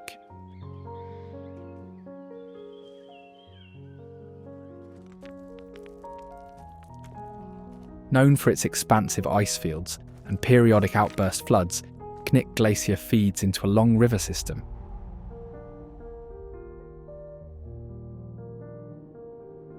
It moves slowly over time, shaping the landscape as it carves through rock and sediment.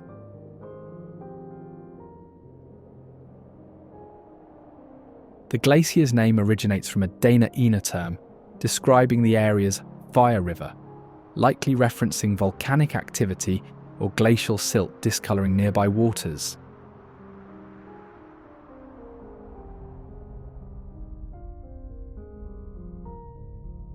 Large chunks of ice break off the glacier and crash into the water, creating waves that ripple across the surface.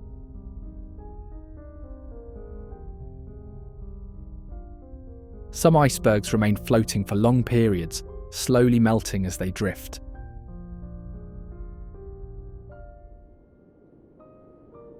Defined by its deep fjord-like channels and proximity to massive glaciers, Taku Inlet is a remote waterway surrounded by nutrient-rich waters.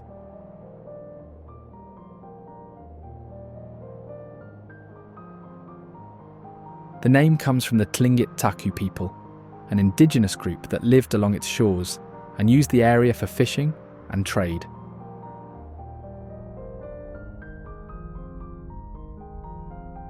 Sudden storms funnel through the narrow waterway, creating strong winds that make navigation difficult.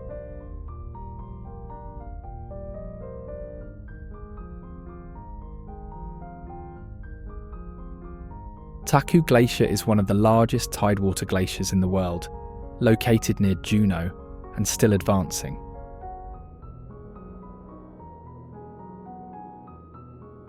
Its face towers over the inlet, carving icebergs that drift into shipping lanes.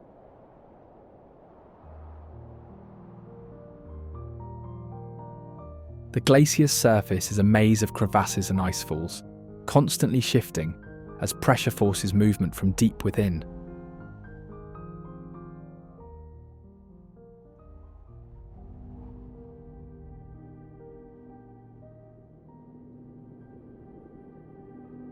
The Elk Mountains are a rugged and dramatic range within the Rockies, known for their towering peaks, including 6 of the state's famous 14ers, which are peaks that are over 14,000 feet.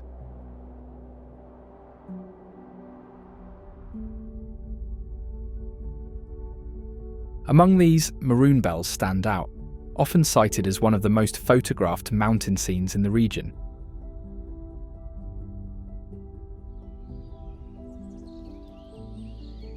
The Maroon Bells are 2 iconic peaks known as Maroon Peak and North Maroon Peak. These peaks are composed of metamorphic sedimentary rock, giving them their distinct maroon colour and their nickname, the Deadly Bells.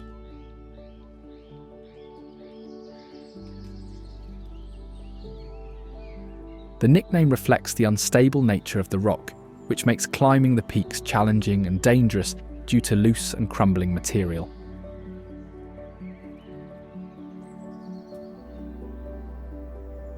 Other striking landmarks in the Elk Mountains are the castles, stone pillars that resemble medieval battlements.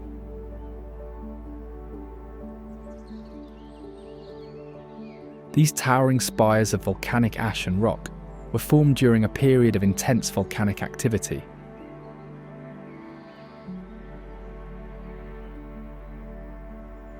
Thus, they provide great insights into the volcanic history of the region and the forces of erosion that have shaped the landscape over the millennium.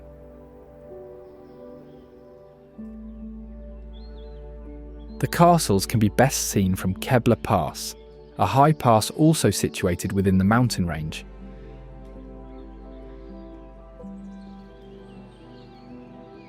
Kebla Pass is renowned particularly for its expansive aspen groves that share a single root system.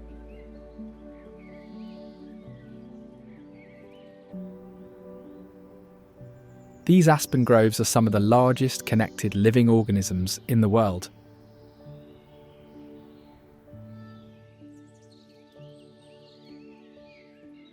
Interestingly, the geology of Kebla Pass also includes volcanic rock formations and glacial remnants, referencing the dynamic natural processes that shape the mountain range.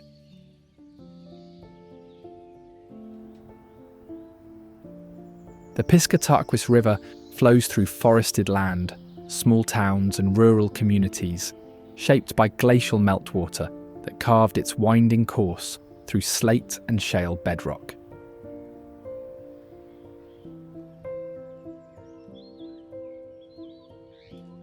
Natives used the river for seasonal fishing and travel, leaving behind stone tools and fire pits near its banks.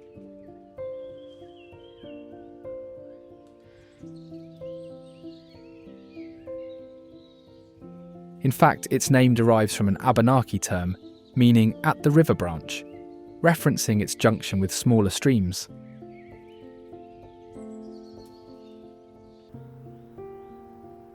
In the 19th century, loggers floated timber downstream during spring floods, a perilous practice that often led to jams.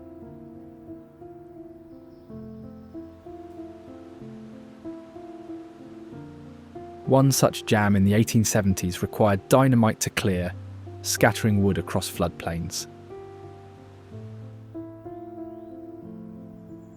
Over time, as logging methods changed and railroads expanded, the river was used less for moving logs, but it remained a valuable resource for fishing and recreation.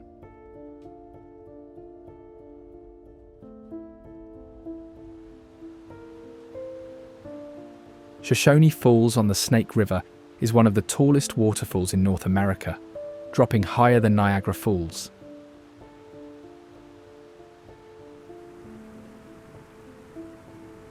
In fact, it is often called the Niagara of the West, though its official name honours the Shoshone people who have lived in the region for centuries.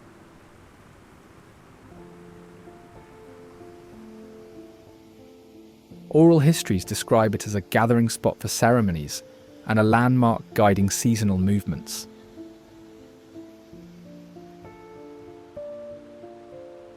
In the late 19th and early 20th centuries, irrigation projects transformed the surrounding region, using the river's power to support farming.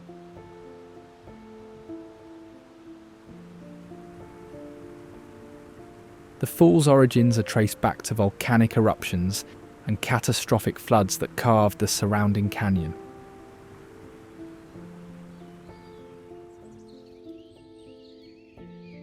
Originally a private ranch owned by railroad magnates, Harriman Wildlife Refuge was donated for conservation in the early 20th century.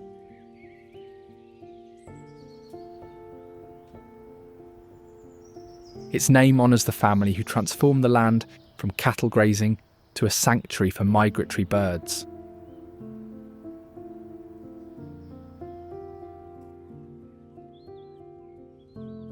The refuge is a major stop for migratory birds, drawing species that depend on the calm waters and feeding grounds, such as pelicans and swans.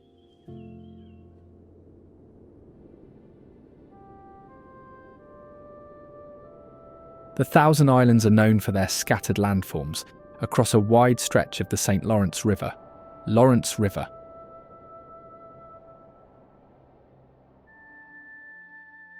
Its sheer number of islands varies in size from large, inhabited spaces to tiny rocks just big enough for a single tree. In fact, to be counted as an island, each one must remain above water year-round and support at least one living tree.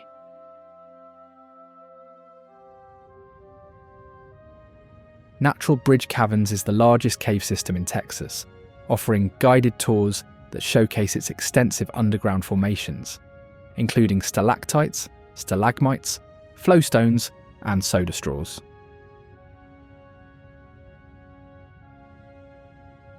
It attracts visitors and scholars who are interested in exploring geological wonders and learning about the natural processes shaping the caverns. The bentonite hills are known for their rolling, multicoloured terrain, created by layers of clay-rich sediment. The hills display shades of red, purple, blue, grey, and green, formed by minerals reacting with water and oxygen over time.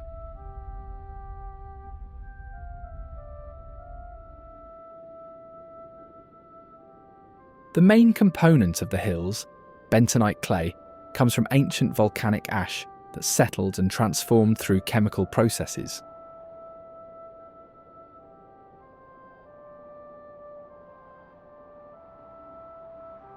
The soft clay absorbs water quickly, becoming extremely slippery when wet.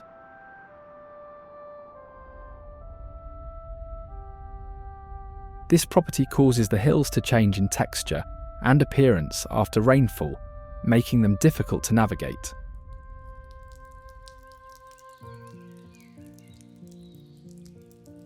Hamilton Pool Preserve is a natural swimming pool formed thousands of years ago when the dome of an underground river collapsed due to erosion.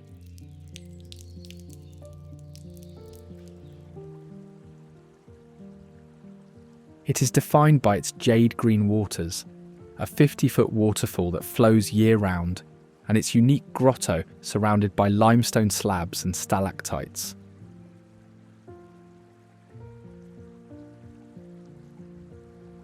Interestingly, the waterfall never completely dries up, even during droughts, although its flow may reduce to a trickle in dry seasons.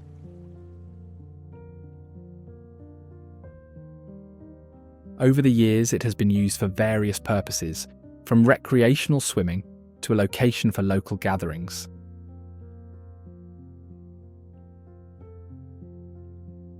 Despite being a popular summer destination, parts of the pool maintain temperatures as low as 50 degrees Fahrenheit due to its natural spring-fed system.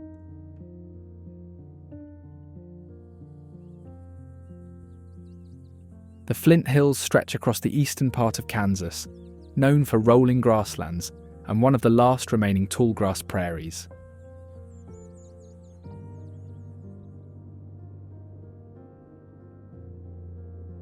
Named for the flint-like chert rock layers just below the soil's surface, this rock made the land resistant to ploughs.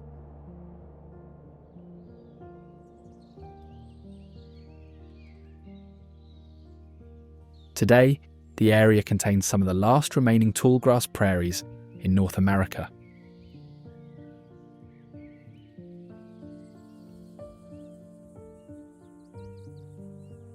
Nearly all of this ecosystem has been lost to farming, but the rocky soil spared the grasslands from widespread farming and allowed them to survive.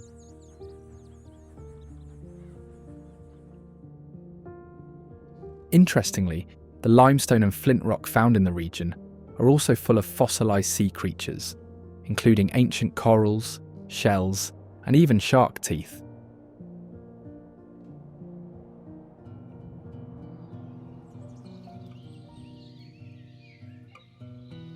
Caribou-Targhee National Forest stretches across mountains, valleys, and rivers, covering southeastern Idaho and western Wyoming.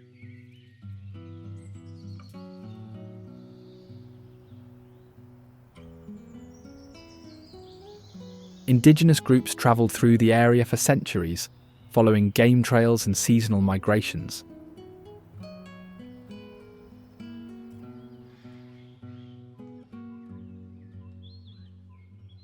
Early settlers brought in grazed sheep, leaving behind skeletal cabins and rusted sheep herder stoves.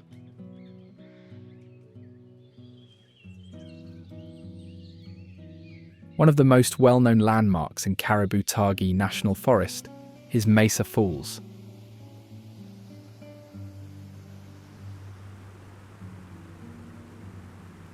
a two-tiered waterfall on the Henry's Fork River, Mesa Falls plunges over ancient volcanic rock.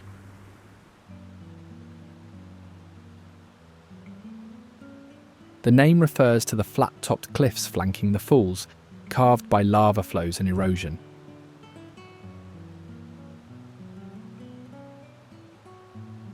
In the 1970s, activists staged a sit-in on the fall's brink to block development and successfully preserved the fall's untamed flow.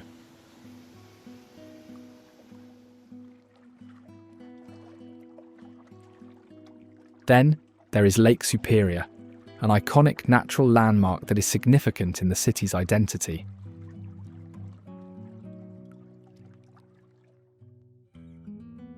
In winter, the lake creates heavy snowfall due to the lake effect weather pattern.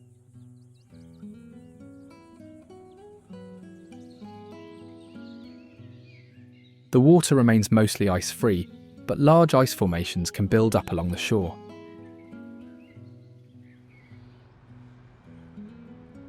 It freezes to an average thickness of 18 inches in winter, halting commercial shipping from January to March.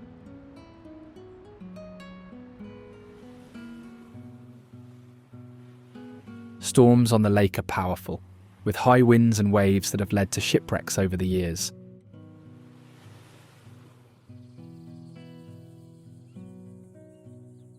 During summer, the lake draws boaters, anglers, and visitors to its shores.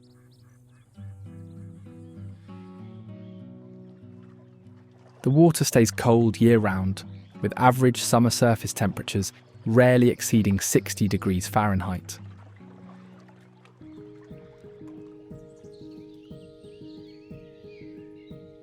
Baxter State Park is a large wilderness area in northern Maine known for its forests, mountains, and wildlife.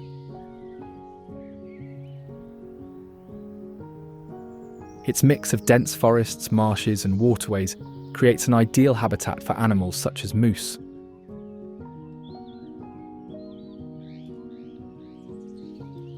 Mount Katahdin is the highest peak in Maine and serves as the northern terminus of the Appalachian Trail.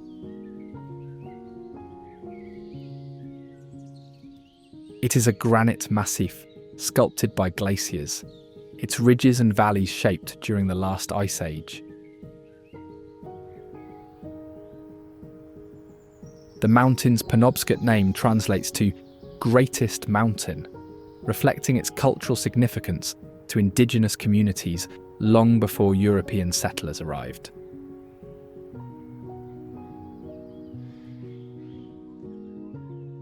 Early explorers described it as unclimbable, until the first documented ascent in 1804 by a surveyor whose team used iron hooks to scale steep cliffs.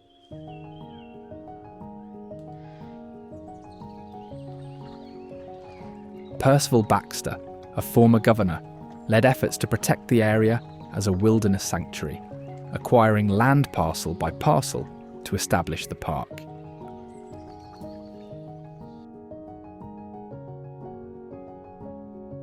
His provisions barred paved roads and commercial development, ensuring the mountain retained its natural, rugged character.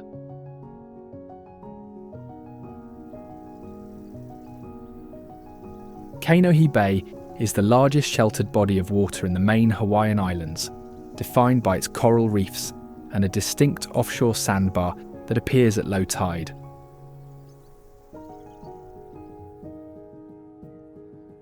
In fact, it is one of the few large bays in the region with an extensive reef system inside protected waters.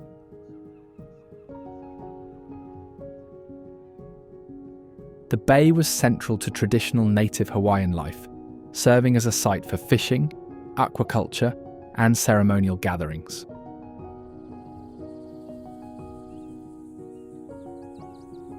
Royal fish ponds constructed along its shores demonstrate the ingenuity of early Hawaiians in managing natural resources sustainably. The Ko'olau Range is the remnant of a massive shield volcano whose eastern flank collapsed into the ocean millions of years ago.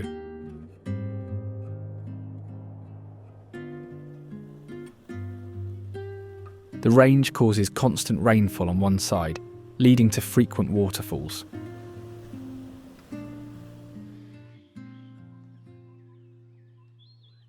These waterfalls are temporary, often appearing for just a few hours after a downpour.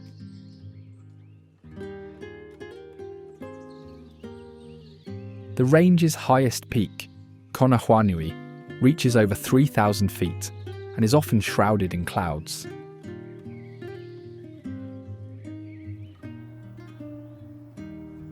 Historically significant events occurred here, such as when warriors were forced off cliffs during battle.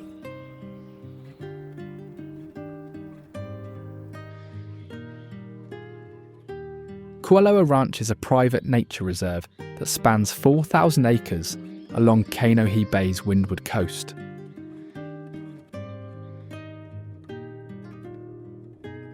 It was evidently significant as a training ground for Hawaiian chiefs in warfare and religious practices.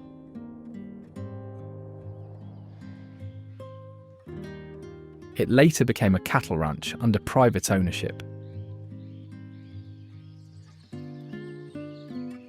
Today, it operates as a nature reserve, offering activities like horseback riding and ATV tours.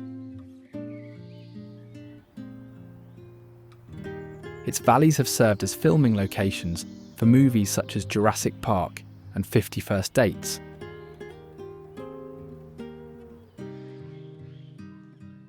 It has also been used for military training and hosts underground bunkers from past operations, with some of these bunkers now being used as storage areas for movie props.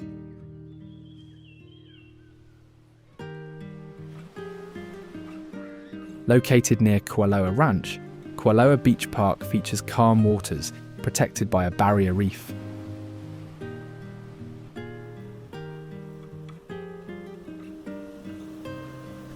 Historically used for fishing and gathering resources by native Hawaiians, it remains an important cultural site with ties to ancient traditions.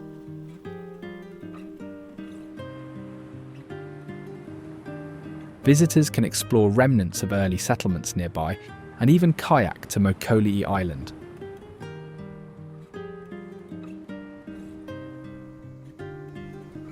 Mokolii Island is a small volcanic remnant off Kainohe Bay's northern shore.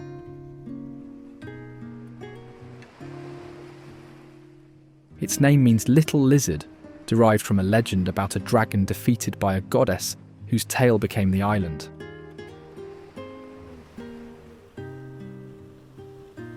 Meanwhile, the island's nickname, Chinaman's Hat, simply comes from its appearance as it is shaped like a pointed hat. Accessible by kayak or at low tide on foot, Mokolii offers hiking trails leading to scenic views of Kainohe Bay and the Ko'olau Range.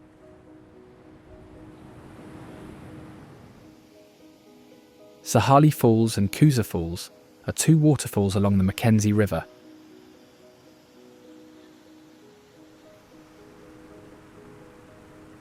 Downstream, Kusa Falls drops into a deep pool surrounded by forest. Kusa is believed to come from a word meaning sky or heaven, possibly also from Chinook jargon.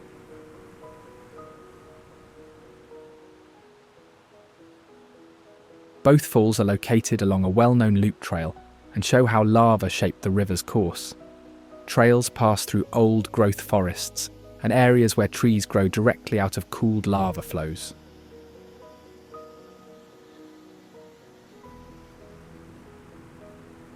Opika'a Falls, located on the eastern side of Kauai, is a 151-foot waterfall that flows year-round over basalt formations.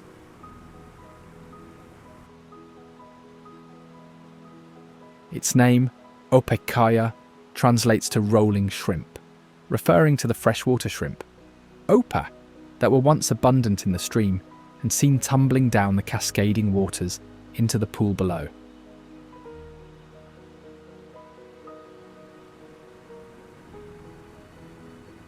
The falls are one of the few on Kauai easily visible from a roadside lookout, making them accessible to visitors without requiring a strenuous hike.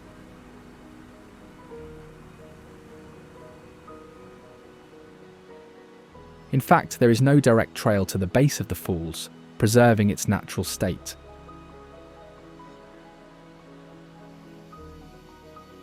The falls are part of the Wailua River drainage system, which is significant due to its role in the region's ecosystem.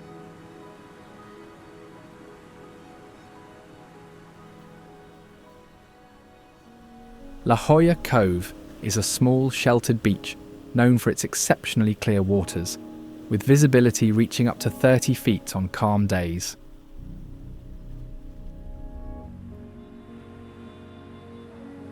The area was first developed in the early 20th century as a resort community, as it inspired numerous artists and photographers over the years.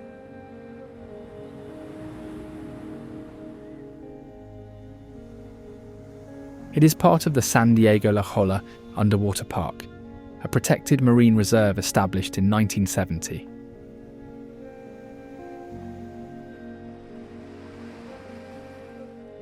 At low tide, the rocky shoreline reveals tide pools teeming with marine life, such as anemones, starfish, crabs, and small fish.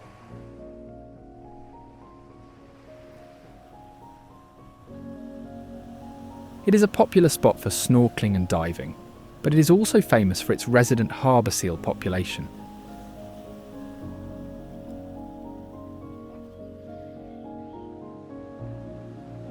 Following the Provo River as it cuts through the Wasatch Mountains is the Provo Canyon, formed by glacial movement and river erosion, creating vertical rock walls and winding river channels.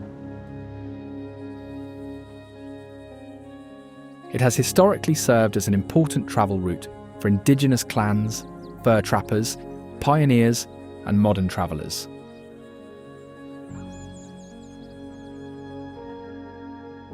However, due to its steep cliffs and loose rock, Provo Canyon experiences occasional rock slides and avalanches, especially during the spring thaw.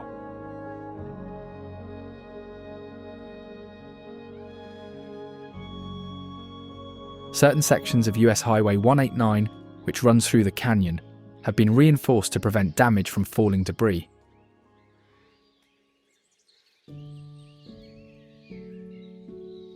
Located in northeastern Pennsylvania, the Pocono Mountains are recognized for their resorts and outdoor recreation.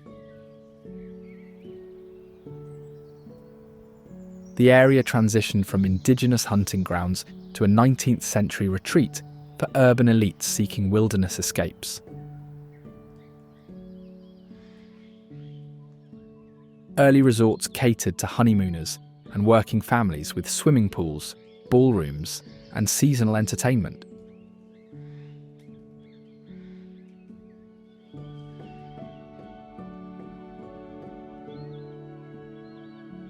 Its reputation as a honeymoon destination further grew in the mid-20th century, popularized by resorts promoting heart-shaped tubs and secluded cabins.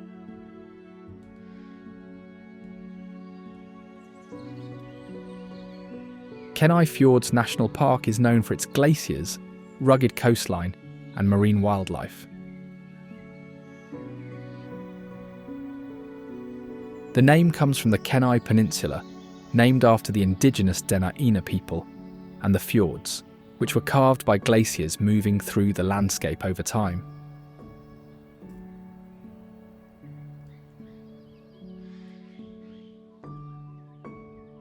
Established to protect these icy landscapes, the park's terrain includes rugged cliffs, tidewater glaciers, and offshore islands.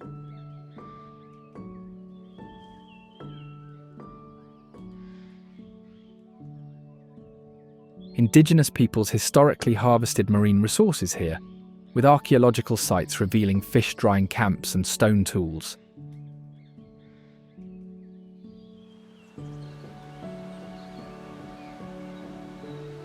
Glacial winds drop temperatures, even in warmer months, and thick fog can roll in without warning.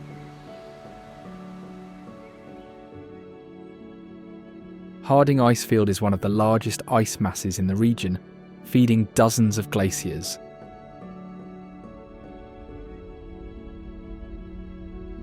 Crevasses and icefalls dominate the surface, with subglacial volcanoes occasionally melting ice from below, creating hidden meltwater channels.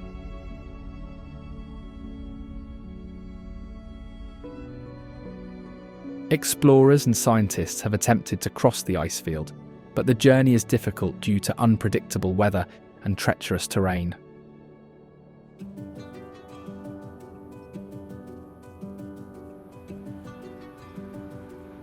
Lake Eola is a sinkhole lake in downtown Orlando, formed by a limestone collapse anchor. The lake's centerpiece, a fountain installed in the mid-20th century, became a symbol after surviving hurricanes and repeated repairs. Surrounded by a paved trail, the lake hosts swans donated by a European city, including mute and trumpeter species. Pedal boats shaped like swans drift past artificial islands where cormorants dry wings. The surrounding park hosts events and festivals, often featuring performances and community gatherings.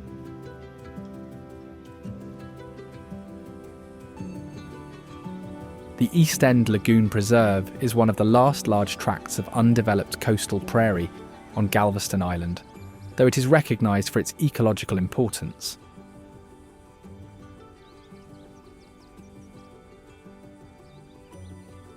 The preserve encompasses a variety of ecosystems and is an important stopover for migratory birds along the Gulf Coast.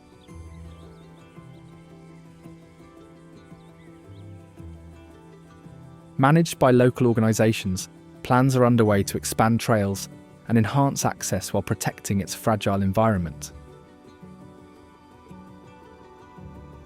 Lake George, originally called Andiatarocte by the Mohawk, was later renamed to honour a European monarch. Known as the Queen of American Lakes, its clear waters and elongated shape have drawn visitors for centuries. The lake became a strategic site during the French and Indian War, with battles fought along its shores.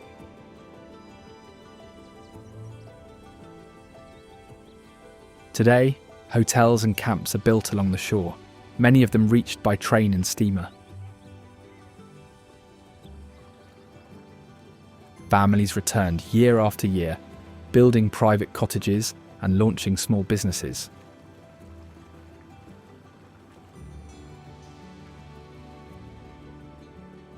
The San Rafael Swell is a rugged geological feature, formed by an anticline uplift, where underground forces pushed rock layers upward, creating a massive dome-like structure.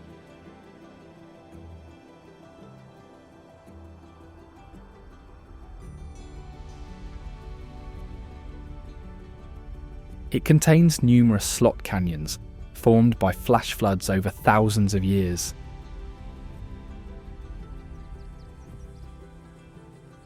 These narrow canyons, often just a few inches wide, but dropping tens of feet deep, create twisting passageways through the rock.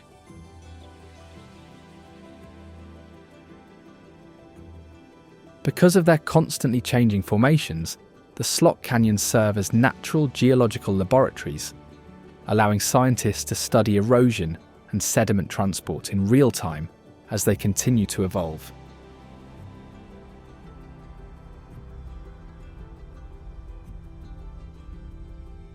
The area remains one of the least developed regions in the area, with few paved roads and limited infrastructure.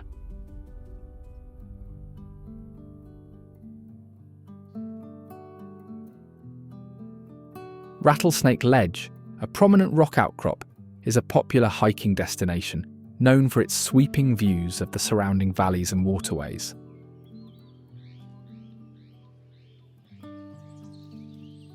The ridge was shaped by ancient glacial activity, bordering a massive glacial moraine left behind about 17,000 years ago by an ice sheet that once covered the area.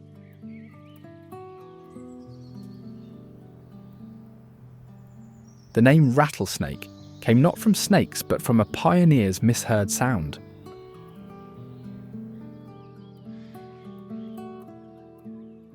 In 1855, surveyors camping in the area were startled by a rattling in the weeds that sounded like a snake, but turned out to be dry seed pods shaking in the wind.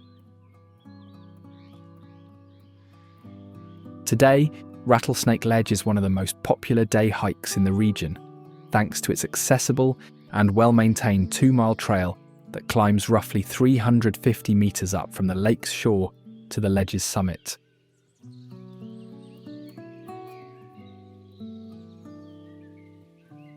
Rattlesnake Lake at the base of the ledge was created when water began seeping into a former mining town, eventually flooding it.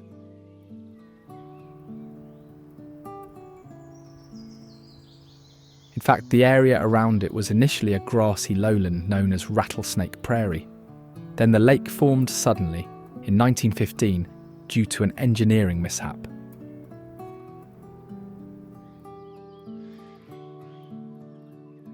The town, once home to workers extracting coal and clay, now lies submerged, with remnants occasionally visible during periods of low water.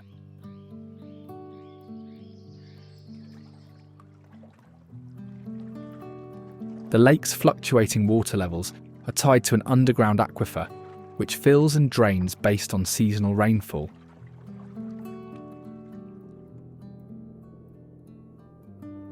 Known for its extreme tidal shifts and dangerous silt mudflats, Turnagain Arm is a dramatic waterway that was named after an 18th century explorer who abandoned the inlet after deeming it unnavigable.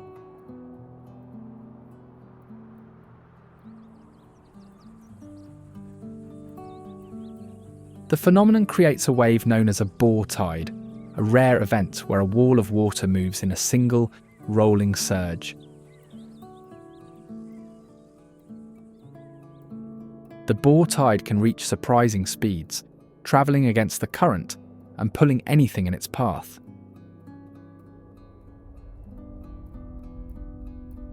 Meanwhile, the mudflats along the shore appear solid, but are notorious for trapping people and animals, as the fine silt, mixed with water, creates a quicksand-like effect.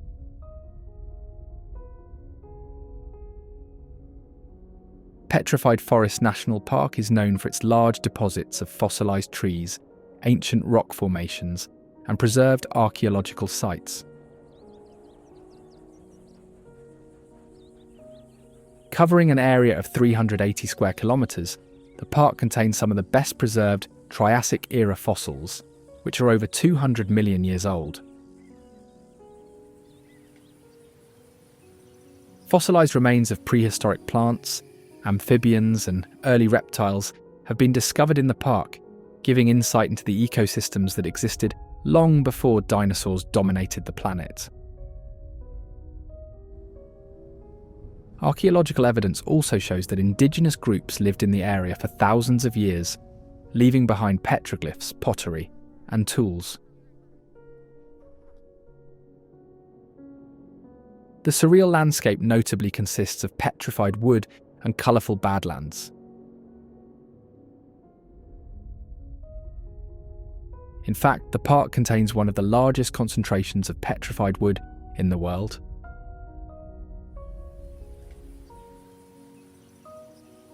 The fossilised logs were once towering conifer trees that lived during the late Triassic period.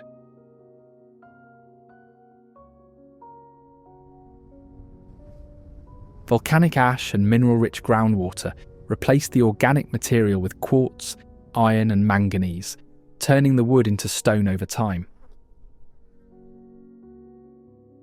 The petrified logs are found in various colours, including red, yellow, blue and purple, due to the different minerals present during fossilisation.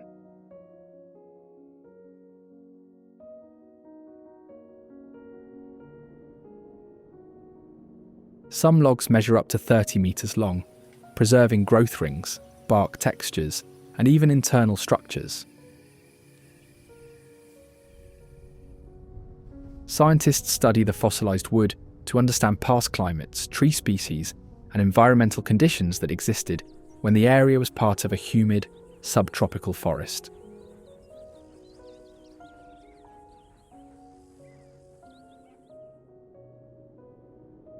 The Painted Desert is a section of the park known for its layered rock formations in shades of red, orange, pink, and purple.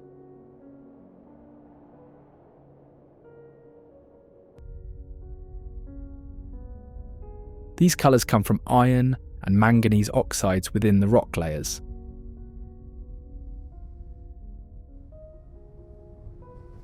The desert stretches for over 370 kilometres, with eroded cliffs, mesas, and badlands shaped by wind and water.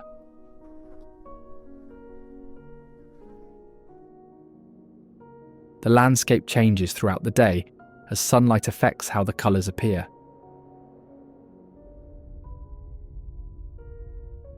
The oldest layers contain fossils of ferns, early conifers, and prehistoric animals, providing evidence of how the environment has shifted over time. Quail Creek State Park is centered around Quail Creek Reservoir, a body of water created by the Quail Creek Dam, completed in 1985. The reservoir was built to provide irrigation and drinking water to nearby communities, storing water from the Virgin River. The lake's depth can reach up to 120 feet, making it one of the deepest reservoirs in the region.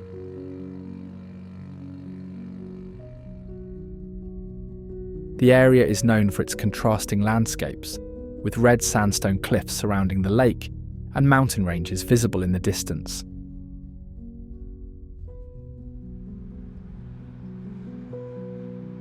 Meanwhile, located just west of downtown, Sloan Lake is one of Denver's largest natural areas.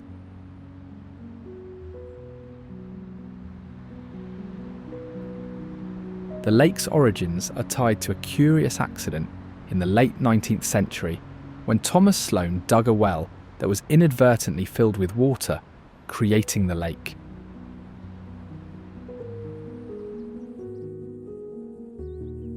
Today, the park surrounding the lake features a long trail used for various recreational activities.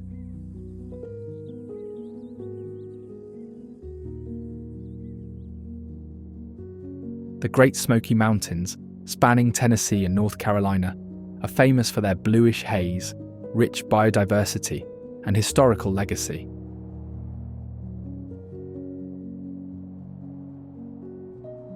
The name refers to the natural fog created by organic compounds released by the overgrown leafage, which scatters blue light and gives the mountain its signature appearance.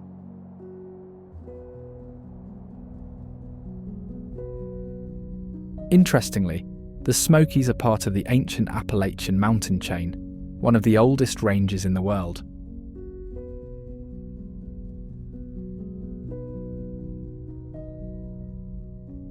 The Cherokee people were the first known inhabitants, living off the land and naming many of their features.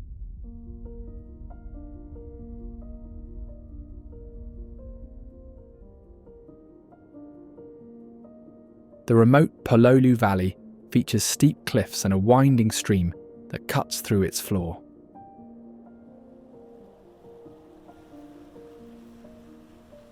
It was once a thriving agricultural hub that was particularly famous for a unique variety of taro called Kalo Pololu, which had crimson stems and leaves.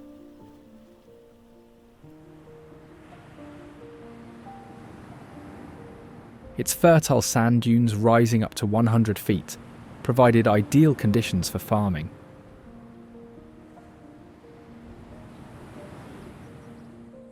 Early inhabitants also quarried stone from the valley for use in constructing sacred sites. The completion of the Kohala Ditch in 1906 diverted water from Pololu streams to irrigate sugarcane fields elsewhere, leading to a decline in agricultural activity and eventual depopulation of the valley.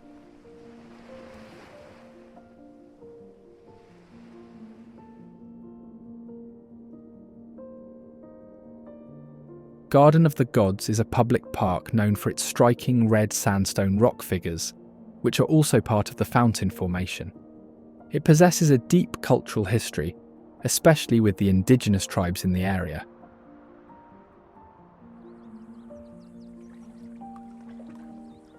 The Apache and the Cheyenne regarded the area as sacred and left behind evidence of their presence, including tools and other artifacts.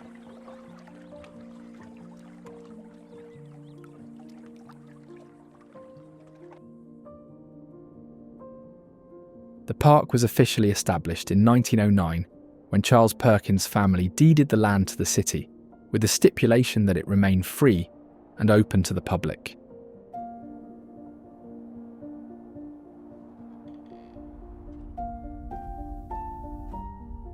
Canyonlands National Park is a vast park divided into 4 districts with dramatic canyons, mesas, and rivers.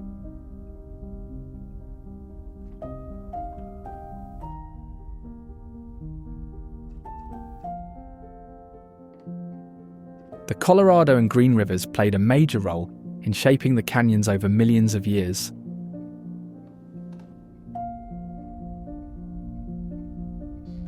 At one point in time, explorers, ranchers, and miners entered the area, drawn by its rugged landscape and mineral resources. Crater Lake National Park is home to the deepest lake in the region, isolated and among one of the cleanest natural bodies of water.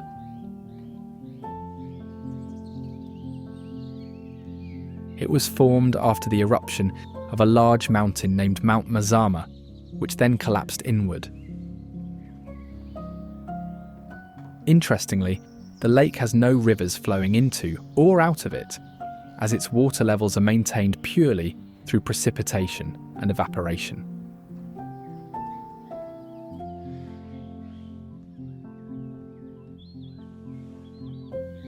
In the 1940s, a military pilot crashed into the lake, though the wreckage was not discovered until decades later due to how isolated the area is. Lightning often strikes the surrounding rim, sparking fires that are closely monitored.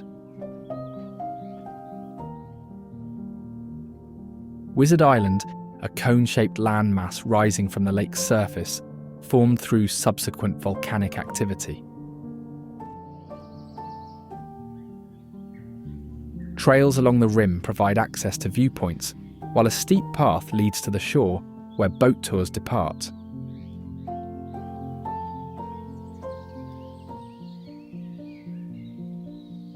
Swimming is permitted in limited areas, though water remains cold year-round.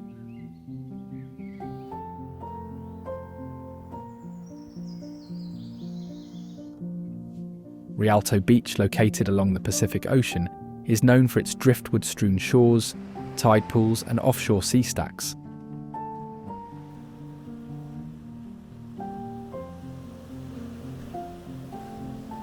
Unlike typical sandy beaches, Rialto's shoreline is lined with massive logs that have been washed ashore by strong waves.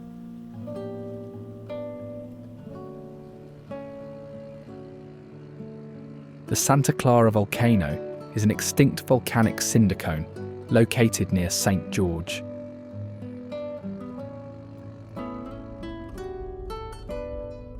It last erupted approximately 20,000 to 30,000 years ago, leaving behind lava flows that are still visible in the area.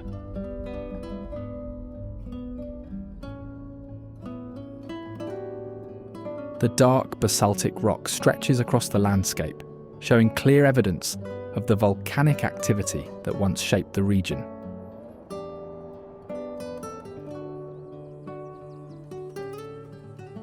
Cinder cones like Santa Clara form when gas-rich magma erupts, throwing fragments into the air that solidify and accumulate around the vent, which then builds the cone-shaped structure over time.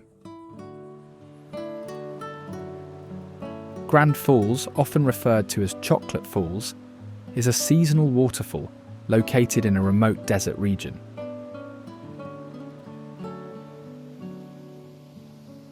It is known for its dramatic flow of muddy water, which occurs after heavy rainfall or snowmelt.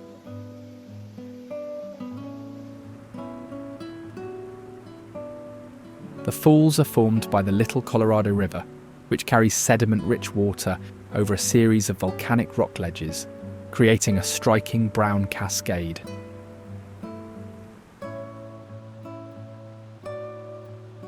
The waterfall drops approximately 56 meters, making it taller than Niagara Falls.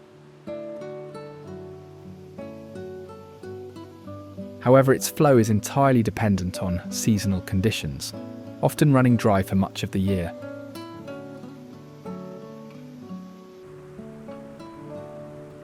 When active, the water's muddy appearance is caused by the high concentration of silt and clay eroded from the river's upstream channels.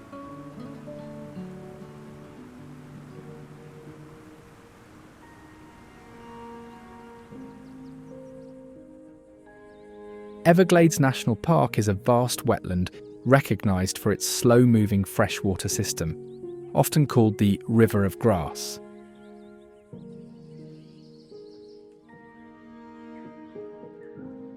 This term, popularised by a 20th century conservationist, highlighted its ecological importance and efforts to preserve its unique landscape.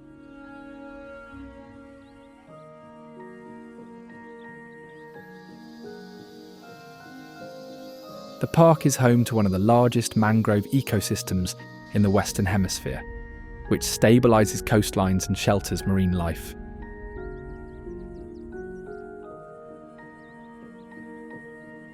Water flow, historically fed by natural cycles from a large upstream lake, remains a focus of restoration due to human interference.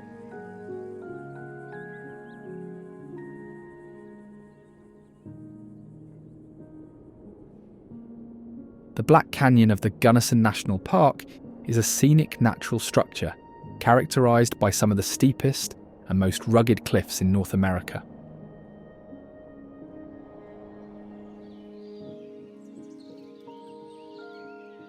The canyon features walls that rise over 800 metres, with sections so narrow that sunlight only reaches the canyon floor for a few hours each day.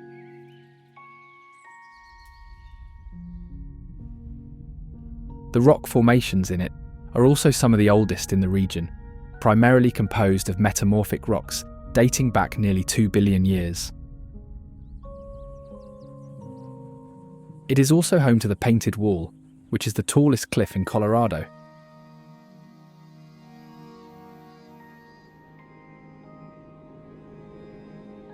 The cliff features striking patterns of light-coloured pegmatite veins cutting through the darker rock, which gives it its iconic name.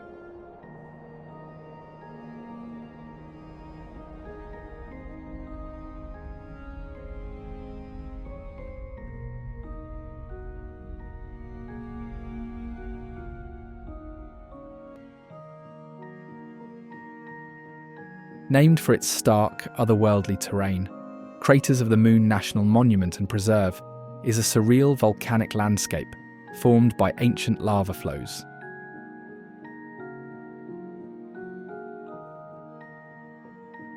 Early explorers compared the area to the surface of the Moon because of its dark, rocky appearance.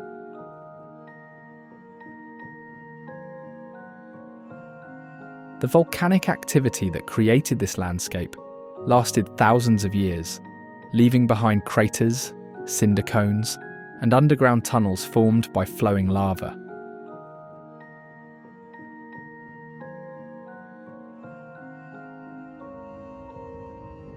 One of the most interesting features of the preserve is its caves.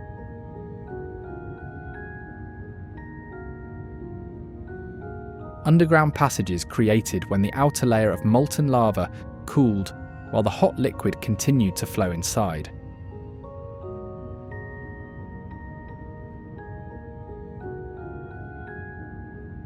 When the lava drained away, it left behind hollow tunnels, some of which are large enough to explore.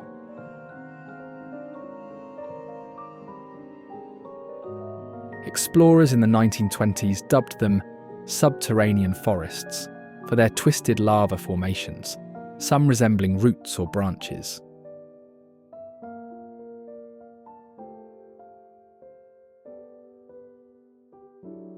The Wind River Range is a major mountain range home to some of the highest peaks in the region.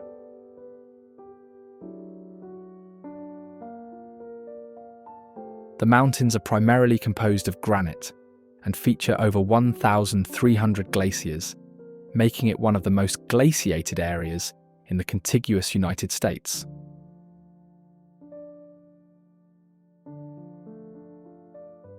The range is known for its extensive trail system, covering hundreds of miles, which attracts hikers, climbers, and backpackers. The Bighorn Mountains, while separate from the Wind River Range, are often associated with the broader region.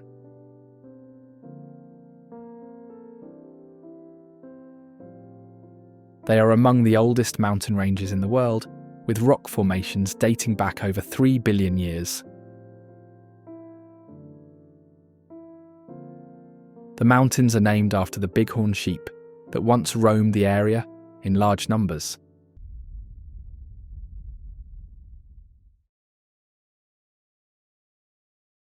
The Green River Lakes are two large glacial lakes located at the northern end of the Wind River Range.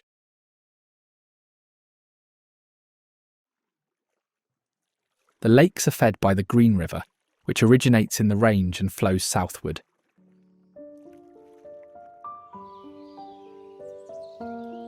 The area is a popular spot for camping, fishing and boating, with Squaretop Mountain providing a dramatic backdrop.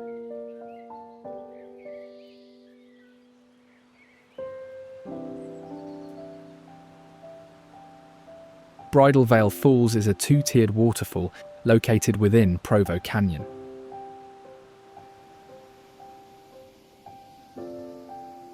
The falls are fed by mountain springs and snowmelt, creating a steady flow throughout most of the year. During winter, the falls freeze into large ice formations, attracting climbers who scale the frozen surface. In the mid-20th century, a tram system was built alongside the falls, carrying visitors to a restaurant and lodge at the top, though it was later destroyed in an avalanche.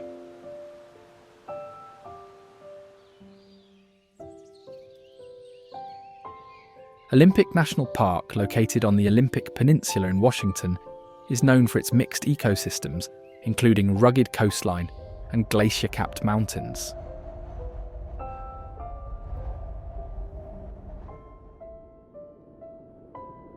The park's name originates from Mount Olympus, named by British sea captain John Meares in 1788, after the mythical home of the Greek gods.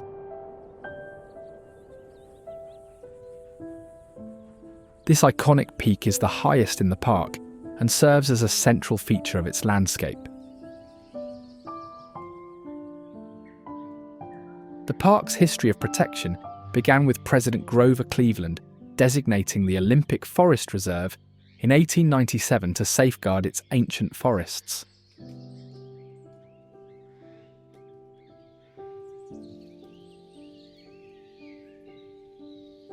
In 1909, Theodore Roosevelt established Mount Olympus National Monument to protect the summer range of Roosevelt elk, a species endemic to the region, followed by Franklin D. Roosevelt expanding protections further by creating Olympic National Park in 1938, after visiting the area.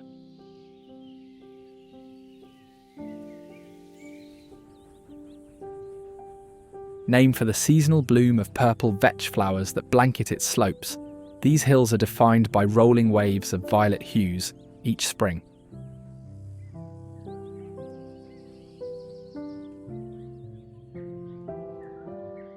Not a native species, purple vetch was introduced for erosion control, livestock forage, and soil improvement due to its nitrogen-fixing abilities.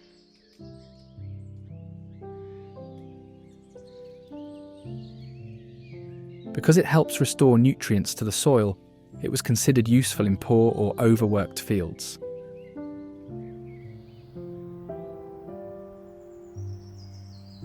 But its fast growth and climbing habit also made it hard to manage in some areas, becoming an invasive species in some areas as it competes with native grasses and wildflowers.